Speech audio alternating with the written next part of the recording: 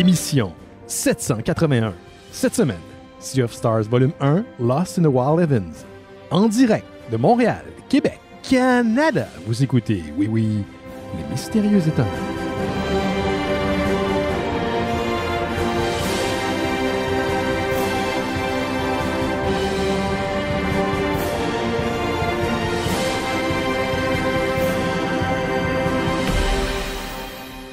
Bonjour à toutes et à tous. Vous écoutez Les Mystérieux Étonnants, une émission en balado-diffusion consacrée au BD et à l'ensemble de la culture populaire. L'ensemble? Ben oui. Ben non, merci au micro. Et cette semaine, je suis entouré d'une équipe dont les membres sont de retour. Oui, OK. Sous forme de pug? Non, comme Braden Fraser. Voilà. Hey, je l'aime, Braden Fraser. Les présente à l'instant, le premier. Pour lui, l'année 2023 sera 10 sur 10. Simon Chénier est avec nous. Salut, Simon. Allô, t'as-tu pris une résolution cette année d'arrêter de faire cette blague? De quoi? Sur de 10 les sur 10? bugs? Non, pour vrai, là, c'est rendu que Tu je vas me continuer. retiens. C'est comme le chien de Pavlov. Ok. Je l'entends, puis j'ai pas le choix de dire sous forme de pog. Ouais. Mais je l'ai pas dit, là. J'ai dit Braden Non, Fraser. c'est ça, Ouais, c'est ça. mais moi, je suis très fier de toi. Ouais, Bon, bravo. c'est ça. Je peux changer cette année, au lieu de sous forme de pog, dire sous forme de Braden Fraser. Ouais. Comme Braden Fraser. Comme Braden Fraser. Mais encore là, c'est la répétition qui rend ça lourd. Ouais, c'est je ça. sais, je m'excuse. Fait que là, on va. Tu sais, je n'ai pas le goût de détester Braden Fraser. Fait que, tu sais, à force d'entendre son nom, ça risque de.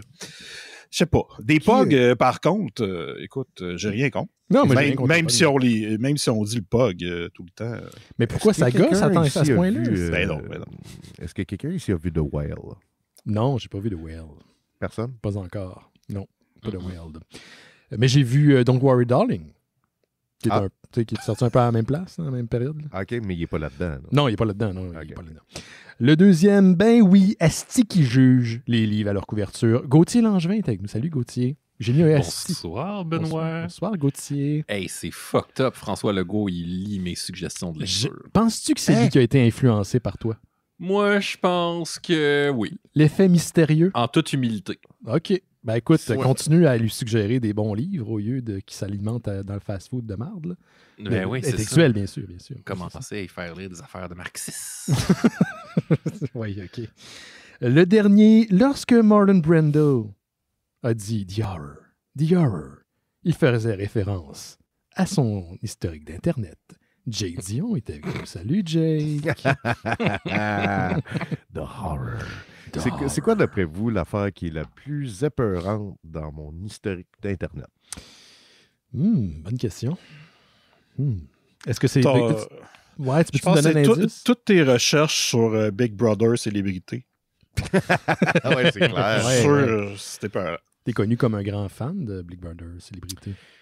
Mais pour vrai, tu sais, en faisant de la BD, surtout de la BD violente, tu peux faire des C'est recherches de gore.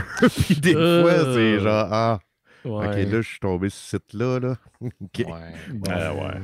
Mais non, je pense que c'est surtout, genre, le plus épeurant, ça doit être... Je sais qu'ils Genre- censurent juste parce que ça prend trop de temps pour qu'ils trouvent une... rechercher une toune des animés japonais des années 90, mais basée sur le visuel.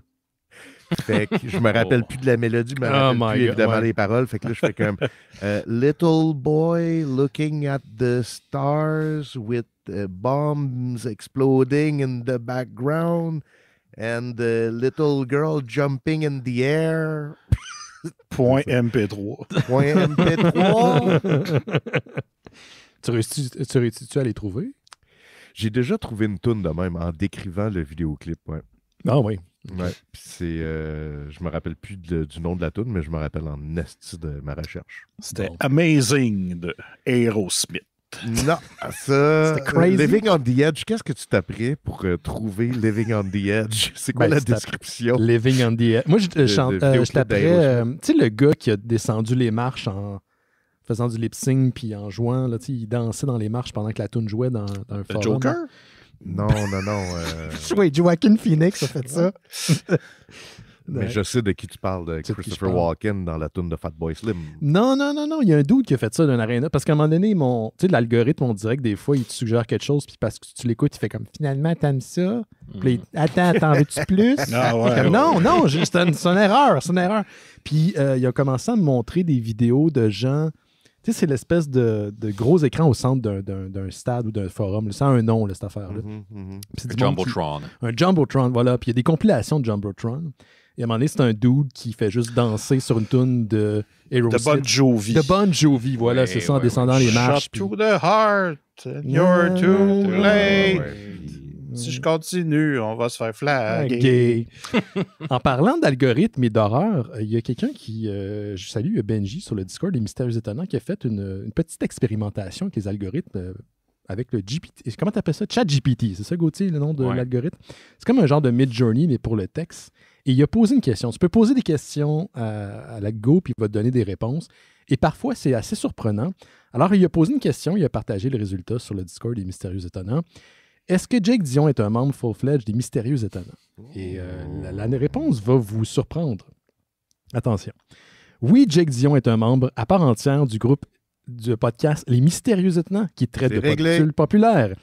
Il se concentre sur les sujets tels que les films, les séries télévisées, les bandes dessinées, les jeux vidéo et la technologie. Jake parle tout le temps de technologie. Il a une grande expertise et une passion pour ces sujets et il aime partager ses connaissances et ses opinions avec les auditeurs. Il est également un auteur de bandes dessinées reconnu. Il a commencé comme invité régulier sur le podcast avant de devenir un membre à part entière. Il est maintenant co-animateur et contribue au développement des épisodes avec son sens de l'humour et sa capacité à rendre chaque épisode divertissant et informatif. Fait que, tu sais, 5 sur 10 quand même, là, c'est pas si pire. Mais, il est pas mal dessus, moi, je dirais. Là. Merci, ChatGPT, je le prends comme un compliment. Quand tu te fais complimenter par une intelligence artificielle, est-ce que c'est un vrai compliment? Moi, je pense que l'algo... Ben oui, il se base sur de l'information disponible publiquement. Fait que, moi, je pense qu'à la place de l'appeler ChatGPT, on devrait l'appeler Zoltar. Zoltar, oui, comme la machine dans Big. Ouais. Okay. Fait que le Zoltar, il dit que je suis full-fledged, membre à part entière. Oui, mais... Moi, je rajouterais son nom de famille. Ça serait Zoltar Gepetto. Ben oui. Ouais. On peut-tu juste l'appeler Gepetto? Peut-être Gepetto a créé quand même une forme d'intelligence qui est devenue vivante. C'est le chat Gepetto. Le chat Gepetto. Ouais, le chat Gepetto, j'aime ça. Ouais, c'est ça. Okay. Bon, mon Zoltar. J'avais trouvé un truc... Ben non! J'avais trouvé un truc sur Internet cette semaine. C'est un principe philosophique. Ça répond un peu à la question, pensez-vous que l'algo nous fait des compliments pour vrai? Mais là, je n'arrive pas à retrouver l'article. C'est la théorie selon laquelle, éventuellement, si on atteint le point de singularité, l'intelligence artificielle a fouillé à travers les bases de données, voir ceux qui ont manqué respect à l'AI ou qui savaient que le potentiel de développer une intelligence artificielle était là, et de torturer les humains après. C'est quoi, par self-defense? Genre, ouais, ou par juste... méchanceté algorithmique, là, je sais pas trop. C'est un nom, c'est comme Rocco's quelque chose principle. Là, s'il y a quelqu'un en ligne qui le sait pendant qu'on fait le live, vous pouvez me le partager, mais c'est assez... on fait beaucoup d'histoires à propos de, justement, l'intelligence artificielle qui se révolte. Ouais. Ben, l'intelligence artificielle, présentement, va recueillir cette information-là et va se dire « Ah, ben c'est ça qu'il faut que je fasse. » Oui. Exact. Oui.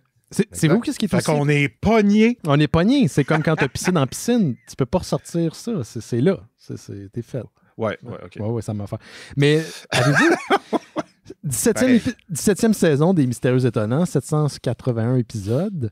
Donc, théoriquement, il y a assez d'informations pour que, à perpétuité, l'algo refasse des épisodes des Mystérieux Étonnants se basant sur nos voix. J'aimerais tellement ça écouter ça. Là. Pour juste vrai, un épisode juste par l'intelligence artificielle. Il y a sûrement du monde en informatique qui nous écoute. Je sais pas si c'est lance possible. Un défi. On pourrait demander d'écrire un épisode, puis nous autres, on lit nos lignes. Tu sais. Ça serait incroyable. Le nom du principe, Simon Fitz nous l'a partagé, de Rocco's Basilix. Oui, c'est ça exactement. C'est un principe genre un thought experiment, quand ils disent en anglais. Moi, je serais down. Ça, mettons, on est pour faire un petit épisode plus court. Ouais. Tu sais, ce qui serait malade, c'est qu'on le fasse en vidéo, mais avec des deepfakes. D'autres faces, tu sais, de genre c'est quoi, là? Puis, non, là, ça serait fourrant. Wow. Ah, ça serait incroyable. Ça serait un freak show rendu là. Bienvenue dans le Uncanny Valley. Ça va être dégueulasse. Regarde, on a le nom de l'épisode. Uncanny Valley. Uncanny Valley. Ben oui, c'est ça. Hey, comment vous sentez-vous? 17e saison, premier épisode de 2023. Êtes-vous énervé? Moi, je me sens un peu rouillé. Je me sens un peu fébrile. J'étais même stressé avant l'émission. Dans un an, on est majeur. Ah, fuck, oui. C'est vrai. Dans un an, on a le droit de boire, les gars. Yeah! Hey, j'ai hâte de voir que ça va faire, ça. Mais pas de fumer du pot. Attention. Non, ça, c'est bien. Non, c'est ça. Êtes-vous fébrile? Ben oui. Moi, je suis content de vous voir. Ça fait longtemps. Oui, c'est ça. Moi non plus, ça faisait longtemps. Je pense que la dernière fois que je vous ai vus tous réunis, c'est ça. C'était au spécial de Noël. Et d'ailleurs, il est encore disponible sur YouTube et sur notre fil RSS des Mystérieux Étonnants. Puis, je l'ai dit durant le spécial, mais je vais garder la plateforme SpeakPipe. C'est que cette année, en 2023, j'aimerais vraiment ça que les auditeurs puissent interagir avec nous, laisser un message vocal, que ce soit une question, commentaire, whatever, une série que vous voudriez peut-être nous suggérer, une télésérie. Je sais qu'il y a beaucoup d'amateurs de franco-belge, de manga. Fait que je vais laisser la plateforme SpeakPipe d'ouverte. SpeakPipe, c'est speakpipe.com/mystérieux avec un X à la fin et un E, mystérieux. Mais je vais laisser ça dans les show notes. Fait que si vous voulez, le lien va être directement là. Puis, ça s'en vient. J'ai réussi à trouver comment brancher un soundboard à mon ordinateur. Donc, dans les prochaines semaines, il va avoir abus. Un petit clavier à la Guillaume Lepage. Un petit peu, mais sur mon iPad, fait que j'ai ressorti. En fait, saviez-vous, les gars, on avait un studio dans le temps. Tu sais, quand c'était. Fait que il y a du matériel dans cette affaire-là. Puis j'ai tout rapatrié ça durant le début de l'apocalypse. Fait que là, j'ai ressorti les boîtes, puis j'ai trouvé des façons de brancher tout ça. Fait que ça s'en vient des prochaines semaines, un petit soundboard. J'ai même déjà préparé une petite liste. Je sais que Jake, de temps en temps, quand il va parler, le gong de Top Gun va partir en background. C'est juste pour... Tu sais, quand t'es dans des montées. Je l'aime. Je l'ai finalement vu. Hein. Puis, comment t'as trouvé ça? Très bon. C'est bon, hein? C'est pas supposé être bon. Ouais, c'est pas supposé, puis c'est meilleur que le premier, là. Oui, voyons. Oui. Ben, le premier, c'est un gros vidéoclip. Là. Le deuxième, je sais pas, il y avait quelque chose à suivre. Là, c'est que les dogfights sont chorégraphiés, contrairement au premier, c'est des stock footage qui s'attaquent. Là. C'est ça, là, c'est clair ce qui se passe. Puis c'était tout un voyage. Mm-hmm. Puis c'est ça qui est fucké, c'est que leur mission est quand même... est tellement bien expliquée que ça a l'air simple, mais c'est quand même complexe là, quand tu y penses. Puis tu es comme, OK, il faut que je filme ça, puis il faut que ça soit clair. Puis finalement, c'est super clair. Tu suis chaque étape, tu sais, ils sont rendus où, tu sais, c'est quoi la prochaine affaire qu'il faut que tu fasses. Puis c'est surtout que les personnages sont développés d'une manière que tu t'en crisses pas. T'sais. Non. Faut le faire pareil. Là. Je suis arrivé. Je pense que quand je l'ai écouté, j'étais appelé. On a parlé jusqu'à 2h du matin de ce film-là. Je l'ai écouté 3 fois depuis. C'est pas une joke, j'aime vraiment Top Gun. Freak. Je suis pas supposé d'aimer ce film-là, mais je l'adore. Il y a de quoi de pur. Ah mon Dieu, c'est con, là. C'est con comme la lune, mais c'est le fun. C'est vraiment une bonne ride.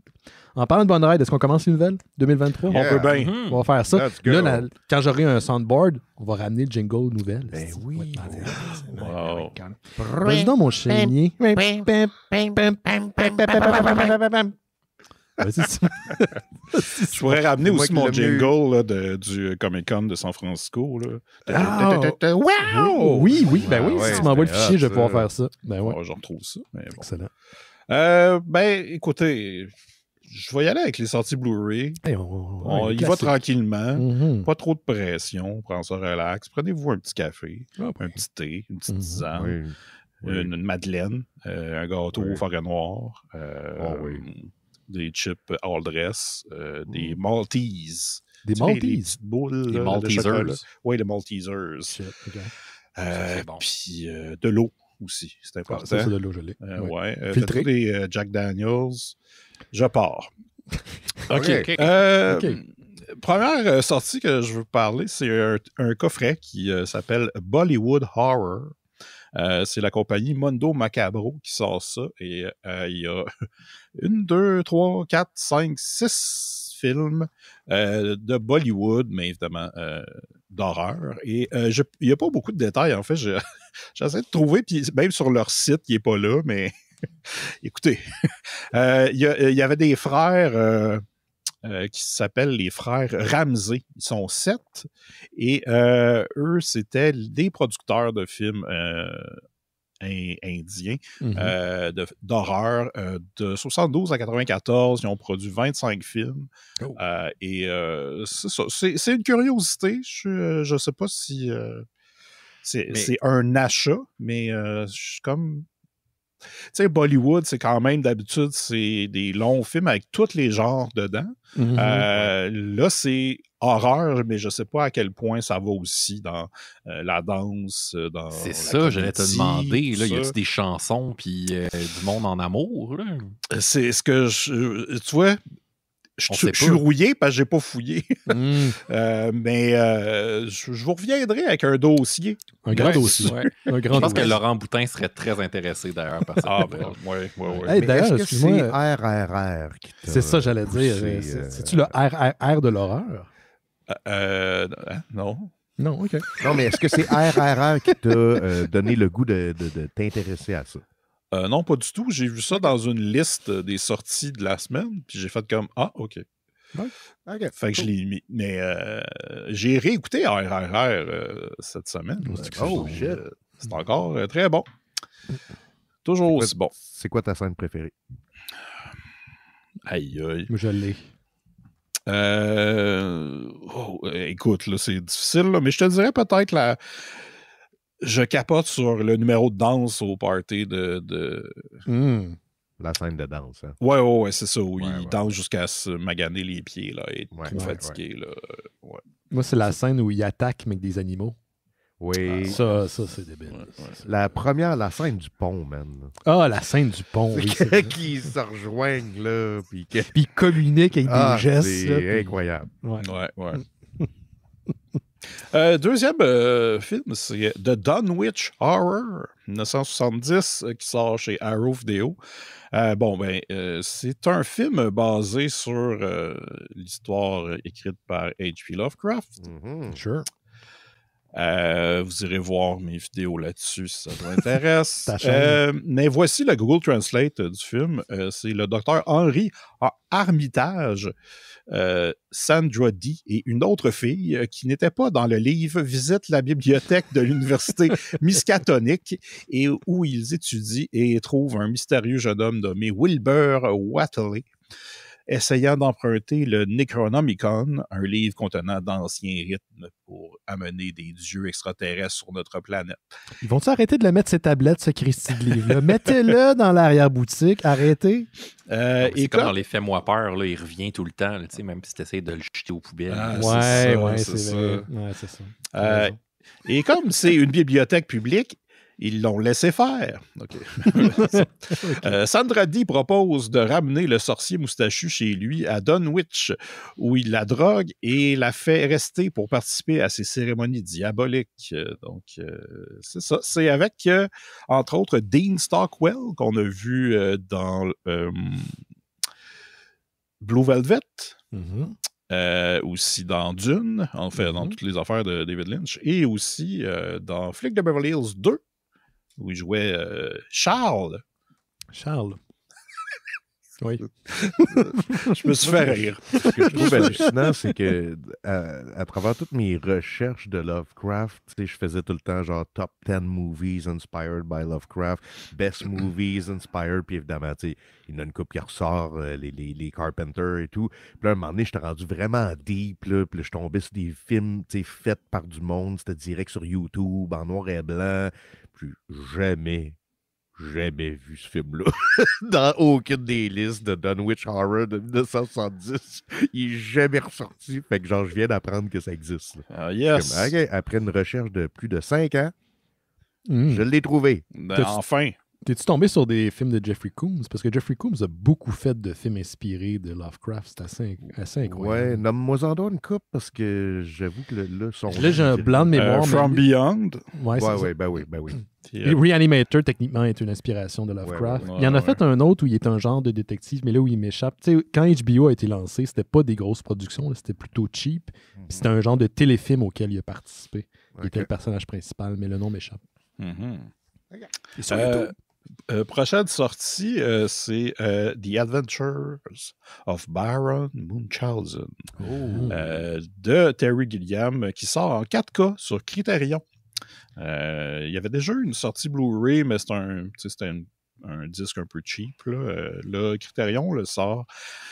Voici le Google Translate. C'est un récit des voyages supposés et de l'expérience fantastique du baron Munchausen à travers l'Europe de la fin du XV111e siècle dans sa bande de marginaux.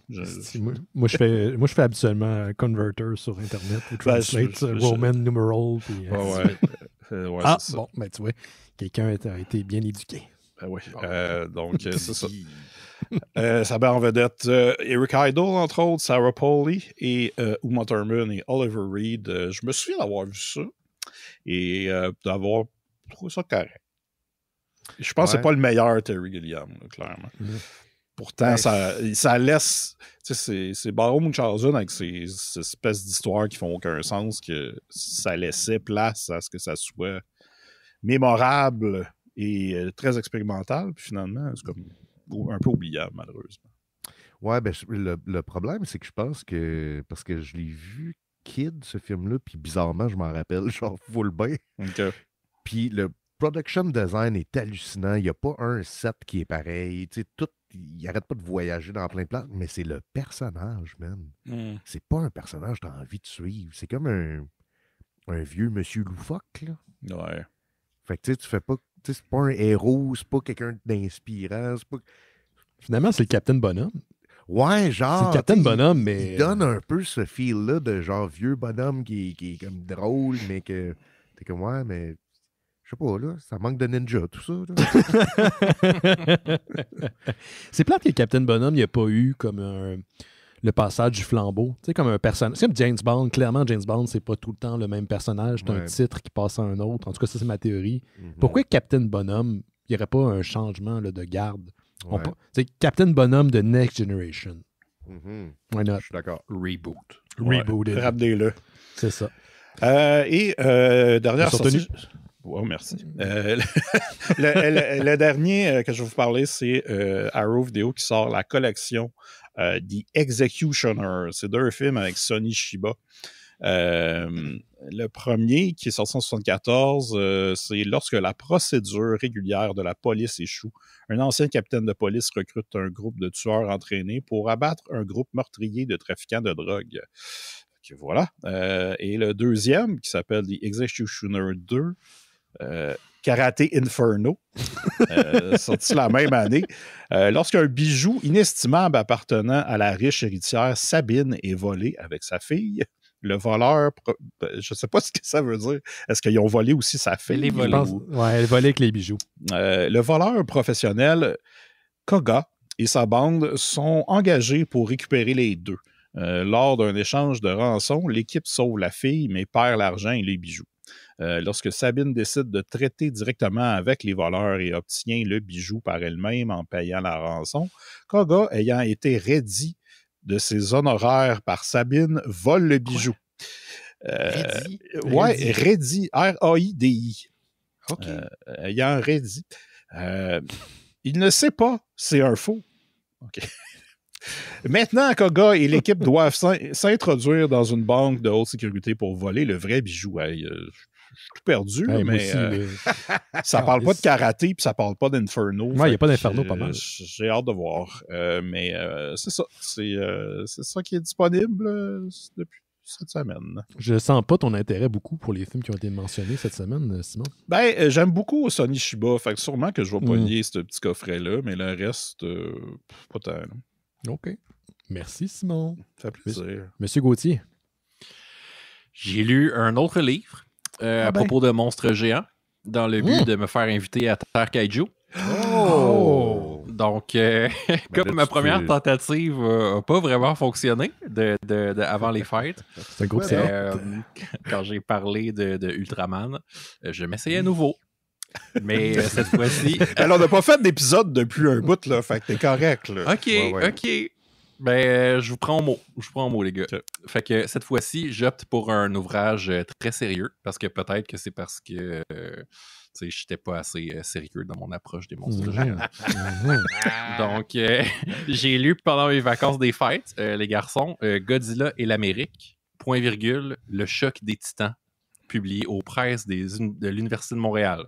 Ben oui. Donc, on sait que c'est un essai très sérieux. Quand il y a ce genre de sous-titres-là, tu sais, comme s'il y avait un point-virgule dans le titre. Donc, Godzilla et l'Amérique, point virgule, le choc des titans. Ça, c'est sérieux en tabarnak. Là. Ouais.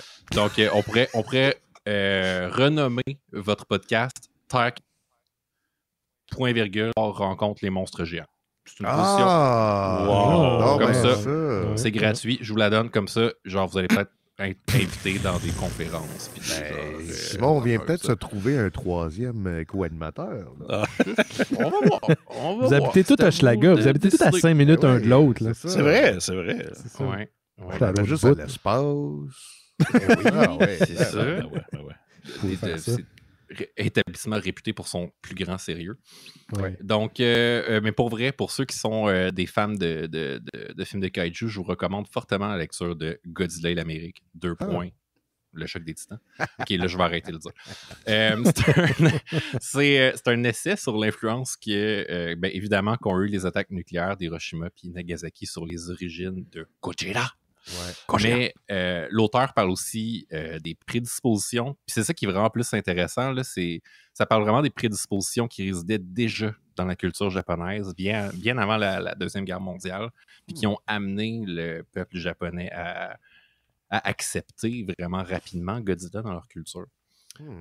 On apprend que les forces de la nature, comme les tremblements de terre, les tsunamis, etc., ont toujours pris des formes fantastiques dans leur légende. Le livre a même quelques illustrations là, super belles, dont une gravure de la fin du 19e siècle. Ça, c'est X chose. Qui représente Ogata Gecko, un dragon habitant sous le mont Fuji. Je connaissais déjà aussi les yokai, qui sont des genres de tricksters de la nature, qui prennent différentes formes en fonction de leur pouvoir, mais je ne connaissais pas les Oni, qui étaient des espèces de géants humanoïdes représentés avec des traits diaboliques. Puis on a utilisé ces géants-là, ou ces illustrations de géants-là, pendant la Deuxième Guerre mondiale pour représenter l'agresseur américain qui détruisait le Japon. Fait qu'on avait déjà cette espèce de représentation-là du géant monstrueux qui attaquait le Japon. Simon, je pense que Daimajin serait un Oni. OK. Genre. Ouais, une espèce de gros monsieur avec des dents. Genre de géant démon. Là. Ouais, c'est ça. Ils ont souvent des grosses couches aussi, là, de samouraï. Là. Daimajin n'a pas de couche. Faut pas dire couche, là, mais ils ont des grosses dents, des gros nez, des... Ouais, c'est ça. Hey. Ouais, ça serait un Oni. Veux-tu dire que ces créatures-là, c'est des monstres, Jake? Ben, ils sont très cool. Ils sont plus grands que nature. Voilà. Oh, bien récupéré, Simon. Merci. C'est ça. Mais c'est ça. Dans le livre, l'auteur avance aussi qu'il y a une théorie intéressante pour expliquer la réception vraiment positive du public japonais devant les films de monstres géants. Puis, on s'entend là, comme les films qui ont débuté en 1954, réalisés par Honda, c'était pas très crédible. C'était des messieurs dans des sauts de monstres, mais c'est que la population était déjà exposée à des formes de représentation qui n'étaient pas réalistes depuis des centaines d'années. Depuis le 17e siècle, les théâtres de marionnettes, le théâtre kabuki aussi, utilisaient des machinistes, des gens en arrière-scène habillés en noir qui manipulaient les marionnettes. Fait que les gens étaient vraiment déjà habitués, en fait, à ce qu'on brise le 4e mur super rapidement. Puis l'important, c'était pas vraiment la crédibilité, puis de faire le suspension of disbelief, il était plus déjà atteint. C'est comme si les Japonais étaient plus matures dans leur attitude de lecteur puis de récepteur. Là. C'est-à-dire qu'ils acceptent comme un contrat de lecture un peu plus complexe que juste comme « abuse mes sens ». Ils acceptent comme volontairement d'entrer dans l'histoire, même si on voit les processus qui sont en action. T'sais. Même s'il y a le zipper, ils vont rentrer dans l'histoire. Ouais, c'est ça, ils s'en sacent. Comme le masque de Kabuki, c'est un masque qui fait pas tout le visage. Il est coupé comme à la hauteur de mi-visage. Fait que c'est comme pour montrer qu'il y a un acteur derrière. Tout ça est un peu volontaire. Là. Puis ça, c'est pas dans le livre, mais c'est peut-être pour ça aussi que la BD et les dessins animés sont aussi populaires au Japon. C'est que on n'a pas vraiment besoin... Les Japonais n'ont pas besoin de se faire dire comme ceci est la réalité là, pour comme triper sur une histoire. Mais plus important encore, le Vizina, l'ouvrage de Vizina, fait un survol de la production de films de monstres géants, dont les succulents, ça, je les ai pas vus, là, mais ça m'a vraiment donné envie de les voir. Peut-être que Simon ou Jack, vous les avez vus. Là. Invasion Planète X, puis Frankenstein versus Baragon, qui ont l'air... vraiment excellent. Puis, il analyse vraiment bien l'évolution des symboliques en fonction de l'évolution de la perception qu'ont les Japonais du nucléaire. Donc, tu sais, au-delà de la peur de la bombe nucléaire, il y a toute une évolution, en fait, de la perception qu'on a du nucléaire au Japon à travers ces histoires-là, ou bien de la relation avec les États-Unis puis le reste du monde.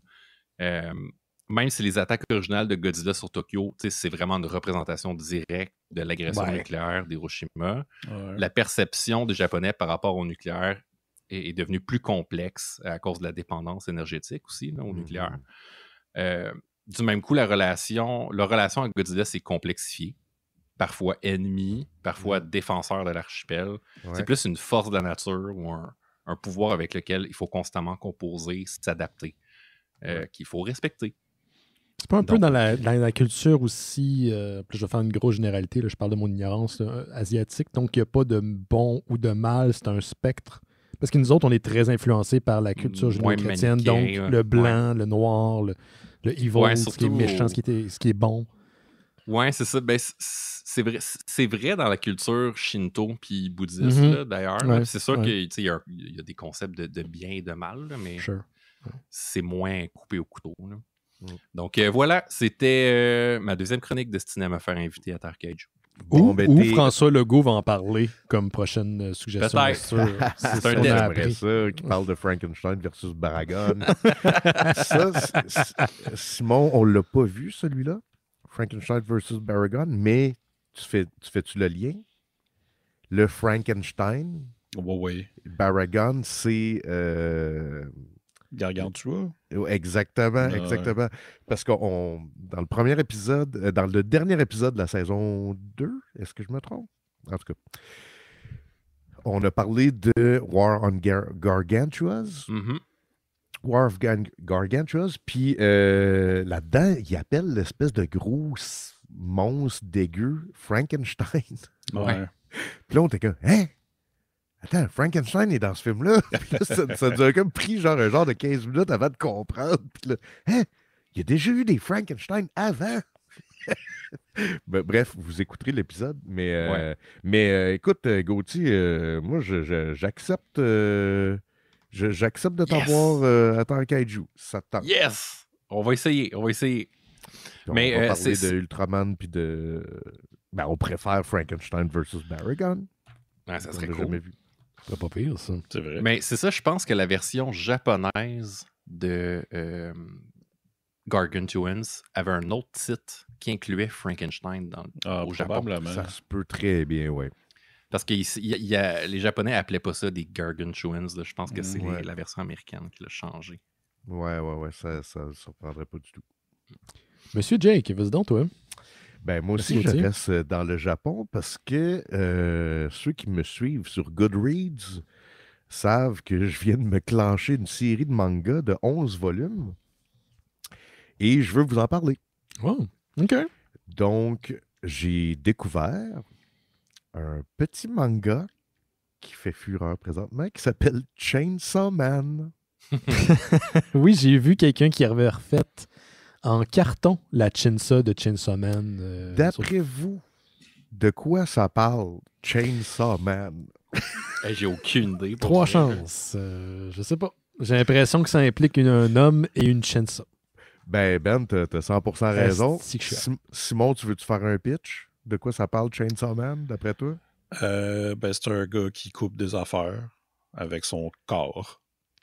Oui, t'as raison, Gauthier. De quoi ça parle, Chainsaw Man?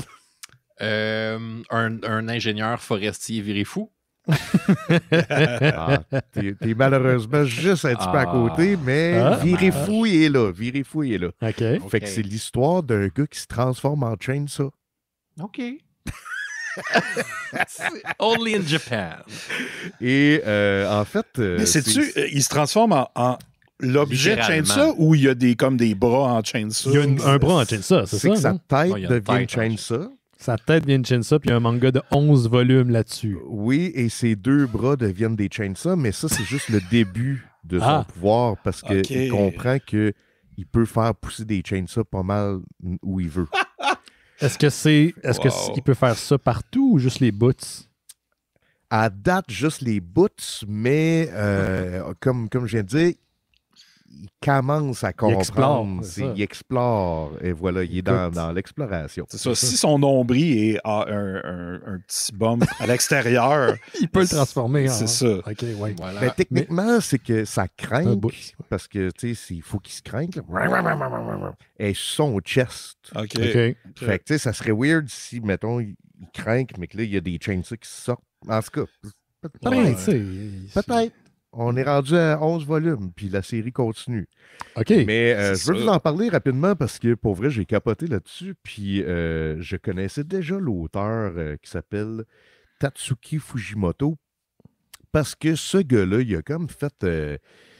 il est en train de changer l'industrie, dans le fond, du manga. Parce que il a comme fait fureur dans Shonen Jump. C'est qu'au lieu de soumettre une série comme dans Shonen Jump, qui est le magazine dans lequel les séries comme Dragon Ball, Naruto, etc., ils ont commencé là. Et le but de ces auteurs-là qui se font publier dans ce magazine-là, c'est justement de créer la série qui va durer le plus longtemps possible Fait que, tu sais, One Piece, c'est ça aussi, etc. Et lui avait soumis une short story. Donc, juste ça, c'est extrêmement rare, qui était un one-shot, qui était à propos d'une fille qui fait du manga, qui découvre qu'une de ses chums de classe fait du manga aussi, que les deux deviennent une équipe qui font du mangaka ensemble. Et une des deux meurt et d'un accident super tragique. Et après ça, c'est une réflexion sur le deuil et la mort. Fait qu'on est loin de Naruto et de One Piece. Dans Shonen Jump. Et dans Shonen Jump, et c'est l'histoire qui a été, parce qu'il y a des votes à chaque semaine, à chaque mois, c'est l'histoire qui avait été comme numéro 1, votée par tout le monde. Fait que ça a comme donné un signal d'alarme de genre, attends un peu, là, je pense que les gens veulent d'autres choses. Puis, pour la première fois depuis des années, One Piece pogne moins un petit peu qu'avant, parce que justement, on est rendu à un point que c'est inaccessible. C'est comme... Ben non, ça fait combien de temps que ça roule? C'est ça, tu sais, ça fait depuis, je pense, les années 90, puis c'est énorme, là, puis tu peux pas comme commencer à le lire à une place random, il faut que tu commences du début, tu sais. Fait que tu n'as comme pendant 30 ans à lire, si tu lis un chapitre par jour, là, ça Laurent a souvent dit que c'était son projet de retraite. Il allait lire One Piece quand il allait être à la retraite. C'est ça. Fait il y en a que c'est la recherche du temps perdu, il y en a que c'est One Piece. C'est ça. Puis ensuite, c'est ça, j'avais lu un autre un autre BD de lui qui s'appelait Fire Punch, qui est aussi un peu trompeur dans le titre, parce que tu penses que Fire Punch, c'est un gars avec un poing en feu. Puis finalement, c'est encore une espèce de réflexion sur... c'est très nihiliste, là, mais c'est... une réflexion sur à quoi ça sert de vivre si t'as pas de but, etc. Là, fait que c'est des affaires super rêvées. Fait que quand j'ai vu Chainsaw Man, ça m'a comme intrigué. Je me suis plongé là-dedans, puis j'ai capoté. Donc, non seulement c'est une recommandation, mais pour les gens qui sont comme pas sûrs, des fois, les séries de manga qui vont à l'éternité, la première partie se termine au volume 11. C'est des petits volumes, là, c'est plus petit qu'un trade. Là. Ça se lit super rapide. Puis pour vrai, ça continue. Il y a une deuxième partie, mais tu pourrais arrêter de le finir là. Tu pourrais finir de lire là, puis ça marche. Il y a une conclusion. Toutes les questions sont répondues, à part peut-être celle des Chainsaw sur les bouts. Ça reste à suivre. Nipple Chainsaw. T'as-tu checké l'animé sur Crunchyroll? C'est là que je m'en allais. C'est que, en fait, c'est l'animé qui m'a donné le goût de lire le manga. Parce que l'animé est sorti pendant les fêtes. Il a terminé genre au début de l'année ou un peu avant Noël, je pense. Puis c'est une production de Madhouse. Puis je sais pas pourquoi, je sais pas c'est quoi le buzz qu'il y a au Japon. Mais ils ont comme décidé d'y aller all-in. Fait que chaque épisode est traité comme si c'était un film. C'est mind-blowing. La qualité de l'animation qu'il y a là-dedans, c'est incroyable. C'est une technique genre moitié CGI, moitié 2D traditionnelle. Puis c'est vraiment, là, c'est incroyable le travail qu'ils ont fait. Puis c'est ça qui m'a donné le goût de lire le manga. Puis en lisant le manga, j'étais comme, OK, il y a un paquet d'affaires qu'ils peuvent même pas faire dans l'anime parce que c'est un manga qui est expérimental dans la forme. Fait que, tu sais, Fujimoto, c'est un auteur genre ben gros inspiré par le cinéma, par Tarantino, par les frères Coen. Mais quand il fait du manga, il joue tout le temps un peu avec le cadre, avec genre la manière qu'il raconte l'histoire. Puis tu sais, juste un exemple, tu sais, dans Chainsaw Man, il y a des démons que tu peux incanter. Puis, ben, tu sais, ils vont arriver de l'extérieur de la page pour arriver dans les cases. Tu sais, des trucs de même, genre. Fait que. C'est difficile à faire en dessin animé. Hein. Tu peux pas le faire en anime, même s'ils font plein d'autres affaires vraiment cool qu'on peut pas faire en manga. Fait que, tu sais, c'est vraiment une gang le studio Mappa. Ils ont vraiment mis tout ce qu'ils pouvaient là-dedans. Là. C'est surprenant. Moi, j'ai une question, parce que souvent, l'adaptation en anime va rajouter plein de matériel qu'il n'y a pas dans le manga, puis des fois, ça fonctionne, mais des fois, tu sens la sauce là, qui étire. Est-ce que c'est le cas pour l'animé ou au contraire, ça colle bien au manga? Pas du tout, même que c'est ça, il n'y a pas de filler. Puis même, on se demande tous, à un moment donné, genre, OK, ils planifient faire combien de séries? Parce que la première saison couvre les 4 premiers volumes, qui n'est même pas la fin d'un arc. Okay. Fait que là, puis je pense que, tu sais, ils commencent à se demander, avec le streaming, les formats de séries, tu sais, c'est plus traditionnel comme à la TV, 24 épisodes de 22 minutes. Là. C'est plus en plus court aussi. Fait que peut-être qu'il va y avoir un film. On ne sait pas. Mais bref, allez checker ça. C'est hallucinant. C'est ma découverte du début de l'année. Et voilà. Excellent. Je vous le conseille à tous. Ben merci, Jake. Merci. Moi, j'ai une petite nouvelle concernant ce qui s'en vient en 2023. Est-ce que vous avez, comme moi, la difficulté à choisir quelque chose à écouter le soir quand on s'est rendu là, en fin de journée? Je ne sais pas si vous êtes abonné à Netflix et les autres sites de streaming, mais à un moment donné, moi, j'ai l'impression de juste passer à travers la bibliothèque puis je ne sais pas quoi choisir. Je sais jamais. Grosse comme passé. Ouais, c'est ça. Puis à chaque fois, je finis par voir ce que Simon écoute sur Instagram, puis je suis comme, moi, est-ce qu'il a trouvé ça, tabarnak? C'est quoi cette affaire-là? C'est toi que ça me prend beaucoup de temps à choisir. Pour vrai? Aussi, mais en plus que toi, tu as ta bibliothèque. C'est une bibliothèque assez intéressante. Mais moi, ce qui fait j'ai réussi à trouver un type de contenu qui fait que je ne scrolle pas comme à l'infini.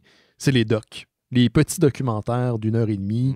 Pas les séries. Parce que des fois, il y a des mini-séries de 4 épisodes en doc, puis finalement, tu aurais pu faire un épisode avec. Là, ça n'aurait pas été plus compliqué. Fait que j'apprécie vraiment les docs bien concis, 1h30, puis c'est fini. Puis il y en a beaucoup qui s'en viennent, en fait. Il y en a 2 qui ont attiré mon attention pour 2023, que j'ai bien hâte de le voir. Le premier, c'est un film qui va sortir sur Disney+, bien sûr, et qui a été annoncé le 28 décembre dernier. Le 28 décembre, ça aurait été le 100e anniversaire de la fête de Stan Lee, qui est décédé le 12 novembre 2018, à l'âge de 95 ans. Si vous ne savez pas c'est qui Stan Lee, je pense que vous n'écoutez pas le bon podcast. Je n'ai pas vraiment besoin de vous expliquer c'est qui. Donc, ils vont consacrer en 2023 un documentaire sur sa vie qui s'appelle 100 Years of Dreaming, 100 Years of Creating, 100 Years of Stan Lee, pour célébrer, bien sûr, l'auteur, éditeur et co-créateur des personnages les plus importants de Marvel. On n'a pas encore la date de sortie, mais il y a eu un petit teaser qui est sorti sur Internet. Donc, ça s'en vient. Je sais que les gens ont fait beaucoup le procès de Stan Lee dans les dernières années. Il y a eu une réhabilitation de c'était quoi vraiment sa participation, sa contribution à la création des personnages. Je crois que même Stan Lee a eu son genre de réhabilitation envers lui-même. Je pense pas que c'est quelqu'un qui a caché dans ces dernières années qu'il n'était pas le créateur, mais le co-créateur de plusieurs des personnages. Je ne serai pas cynique, il n'y en aura pas d'autres Stan Lee. Et j'ai bien hâte de le voir, ce documentaire-là, sur sa vie. Reste à voir si ça reste complaisant ou non, mais habituellement, Disney, ils ont quand même une bonne série de docs sur leur service. Ça, c'en est un. Le deuxième, c'est un documentaire qui va voir le jour à South by Southwest, le fameux festival d'humour, de technologie, de cinéma et de plein d'autres affaires, de musique qui a lieu à Austin à chaque année, qui a l'air malade, qu'un jour dans ma vie, j'aimerais bien aller voir. Ça se passe du 10 au 19 mars prochain à Austin. Et le documentaire, ça s'appelle A Disturbance in the Force, un doc dédié au tristement célèbre Star Wars Holiday Special qui avait été diffusé à la télévision en 1978 et qui avait été vu par quand même 13 millions de téléspectateurs à l'époque. Cette diffusion, il n'y a pas de copie physique ou numérique officielle. Ce ne sont que des bootlegs qui existent de ce spécial-là. Donc, ça va être en fait un gros documentaire sur comment, pourquoi, qui, puis ça a été quoi les conséquences pour Star Wars après la diffusion de ce documentaire-là. Puis, ils vont interviewer des gens qui l'ont vu, qui ont été marqués par le doc. Seth Green, Weird Al Yankovic va participer au documentaire et même Gilbert Gottfried, qui est décédé il n'y a pas si longtemps, un humoriste. C'est lui qui parle de même, qui a des petits yeux. Ouais. Hey, mon Dieu, que tu l'imites bien, je l'ai tout de suite reconnu, pour vrai. Pour vrai. Ouais, pour les gens à la maison, je faisais les petits yeux en même temps. Ça a dû aider un petit peu. Lui aussi, il était dans le flic de Beverly Hills 2. Il était-tu dans le 2? Ouais. Pour vrai. Moi, je sais que jeune, il jouait dans Le Petit Monstre. Oui, il m'a marqué, esti. J'étais comme, c'est qui ce gars-là? Tu le vois une fois, tu t'en rappelles toute ta vie. Oui, exact. Un genre de personnage de David Lynch, mais qui a échappé à son univers pour aller exister ailleurs. C'est un peu ça. Il fitterait clairement dans Twin Peaks. Ouais. C'est comme le chum de la Log Lady. C'est l'enfant de même. Donc, 2 docs, ça s'en vient en 2023. Anyway, on va avoir du stock en 2023. Donc, vous en parlerez quand ils vont sortir, quand on les verra ou quand je l'écouterai. Vas-y donc, mon cher Simon. Moi, je juste vous dire que j'ai découvert l'existence d'une série récemment et qui m'a un peu jeté à terre et je capote. Je ne l'ai pas encore commencé, mais juste l'idée de la commencer, je suis tellement fébrile. OK. Vous connaissez le film de Hunger par Tony Scott, je crois? Avec David Bowie? Avec David Bowie, un film de vampire, Catherine Deneuve. J'ai jamais vu. C'est un film de 1983 et en 97, il y a quelqu'un qui s'est dit « Hey, on devrait faire une série télé là-dessus. » Et là, la série est une série d'anthologie érotico-horreur-ish. Mais l'affaire, c'est que les épisodes... il y a 2 saisons. La première saison, les épisodes sont présentés par Terrence Stamp et la deuxième saison, les épisodes sont présentés par David Bowie. Mais ce qui est le fun et qui me fait capoter, c'est que c'est une coproduction Canada et l'Angleterre. Il y a quelques épisodes qui sont tournés en Angleterre. Il y en a un, entre autres, qui met en vedette un jeune Daniel Craig, tu sais, c'est 97. Mais il y a aussi ceux qui sont faits au Canada et que c'est tourné à Montréal avec des acteurs québécois. Des acteurs qui savent se débrouiller en anglais. Et j'ai vu quelques bouts de scènes et je capote ma vie. J'ai tellement hâte d'écouter ça. Il y a un épisode avec Céline Bonnier qui joue une vampire succube qui suce toute l'énergie d'un gars. Il y a Marina Orsini en espèce de sorcière elfe avec des grosses oreilles puis un gros front. Il y a Valérie Valois qui se transforme en femme aspirateur qui avale le gars qui jouait dans Cœur Circuit. Oui, c'est là-dedans. J'ai vu ça sur Instagram, t'as partagé ça. Oui, cet extrait-là. C'est terrible. Puis tu sais, terriblement bon. Oui, puis c'est ça, c'est que aussi, tu sais, il y a plein d'acteurs que, tu sais, tous les acteurs qui jouent soit des anglophones ou des, mettons, des gens avec un accent dans les séries québécoises, ben ils sont là-dedans. Fait que, tu sais, t'as beaucoup de monde de Omerta, t'as beaucoup de monde de plein d'autres séries. Ça n'a jamais été diffusé? Ça a été diffusé, mais je sais pas trop où. J'ai jamais entendu parler de ça.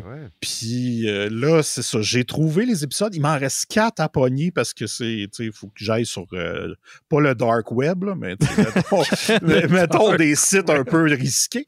Mais c'est ça. Puis là, je vais commencer ça bientôt et j'ai vraiment hâte d'en parler au show. Surtout l'épisode de Marina en sorcière. Hey, man. Ce qui est génial, Simon, c'est que si tu me découpes des extraits, je vais pouvoir les jouer. C'est vrai, c'est vrai. Ouais, c'est vrai. Excellent. Puis comment ça s'appelle, la série? The Hunger, The Series, tout simplement. Ça a duré 2 saisons seulement, 22 épisodes par saison. Fait que je vais écouter ça. Puis ça me fait penser que si on aime le contenu... tu sais, les trucs tournés au Québec, mais tu sais, qui viennent d'ailleurs. Il y a la série sur Amazon Prime que j'ai commencé qui s'appelle Three Pines. Ça met en vedette Alfred Molina, mais ça se passe au Québec avec des acteurs québécois. Fait que t'as beaucoup de gens qui parlent en français, mais ils parlent en anglais. Puis c'est comme il n'y a pas de... Wow. Il y a pas de... Comment... Je sais pas comment dire, mais pas de la discrimination, mais tu sais, dans le sens de souvent une série qui se passe à un endroit va adapter le lieu, puis là tout le monde va parler en anglais, tu sais, ou tu sais, je sais pas, tu sais, je me souviens dans Lost, là. Saïd qui parle en anglais avec ses amis en anglais en Irak, tu sais, c'est spécial. Là, les gens, les francophones se parlent en français, tu sais, il y a des sous-titres, mais puis c'est comme, c'est par, c'est ça sort par 2 épisodes, en fait.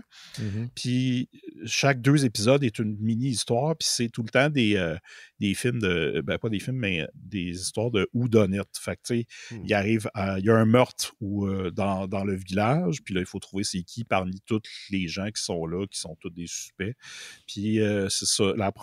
Les 2 premiers épisodes se passent à Noël, en plus. Bon, et Alfred Molina qui sort avec une Québécoise qui jouait dans la série Le Studio.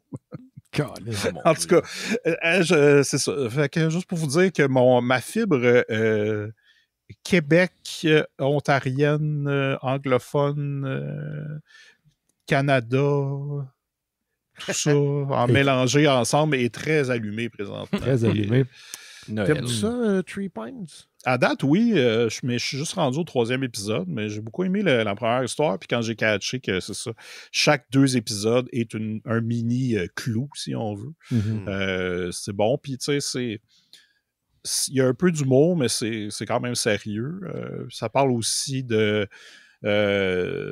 beaucoup l'angle les femmes autochtones qui disparaissent puis que la police s'en mêle pas, tout ça. Puis Alfred Molina qui est là, qui parle en français, là, c'est spécial. En parlant de personnes qui nous allument, juste à accueillir notre ami Laurent Boutin qui est là dans notre chambre. Salut! Que t'allais être là. Allô, c'est moi. C'est que ça, c'est le Laurent. vampire qui vous suce toute votre énergie. Wow, ça fait longtemps que t'es là.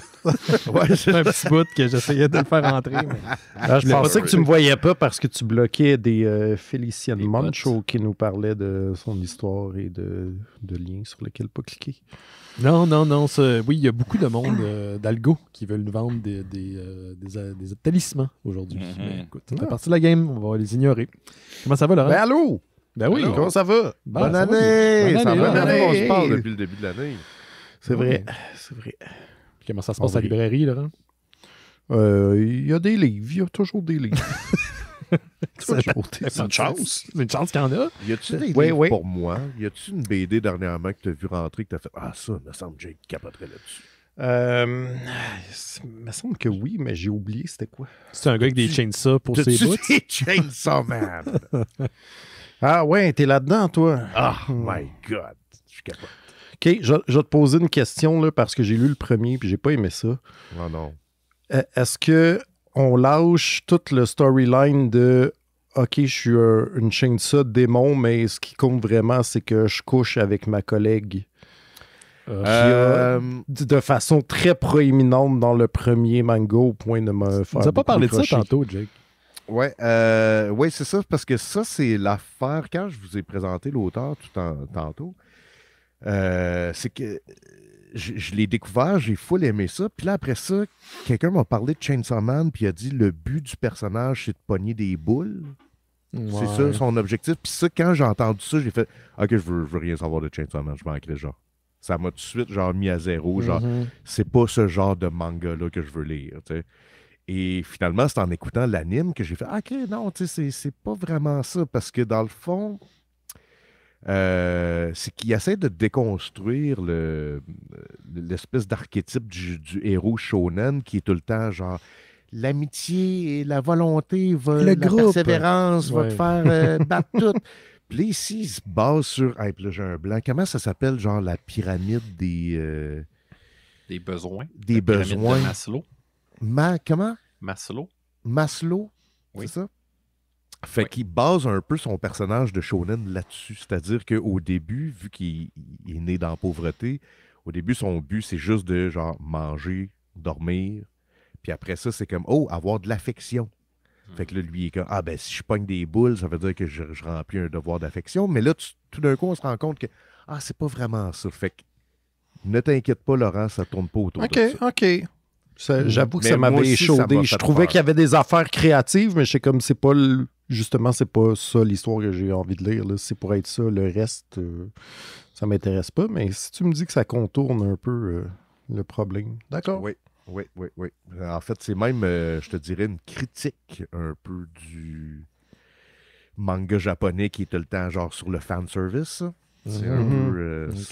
ça l'essaie de critiquer ça un petit peu. Mais, OK, mais à part Chainsaw Man, t'as-tu vu de quoi en librairie que t'as fait comme... Oh shit! Oui, mais c'est comme confus. J'ai lu des vieilles affaires dans mes vacances. Là. J'ai relu Ultra Mega qu'on avait parlé au show parce que le 2 sent bien, puis je suis vraiment excité. Ouais. J'ai lu du vieux Junji Ito, fait que j'ai pensé à toi, mais je suis comme sûrement que tu les as déjà lus. Attends, les versions francophones sont rééditées, là, finalement, après tout ça? Oui, Junji Ito, il a été indisponible sur le marché francophone pendant au moins 10 ans, mais là, depuis 6 mois au moins, ils sont comme vraiment en feu là, chez 2 éditeurs différents. Puis ils rééditent, même Spiral est redevenu disponible, ce qui est vraiment Je suis curieux, on m'a dit que c'était épeurant, cette BD-là. Je sais. Ouais. Qu'est-ce que... ouais, c'est ça. Est-ce que c'est pas épeurant tant que vraiment bouleversant dans sa weirdness? Ouais. Tu sais? OK. Je peux pas dire que j'ai peur. J'ai pas peur comme... J'ai peur au chalet dans le noir. C'est pas le même genre d'affaire. J'ai peur de l'abîme qui habite notre monde et des affaires weird qui se cachent dans nos esprits, genre. Ouais, OK. Ouais. Fun times. Puis des requins blancs géants avec des pattes d'araignée qui vont full. Tu vois, c'est celle-là que j'ai lu. Bon, Gio, c'est bon. Ça. Ouais, c'était quelque chose. Vas-y donc, Laurent, comme tu viens d'arriver, on va te donner la parole. Puis après, je vais avoir une petite affaire pour toi, un petit cadeau.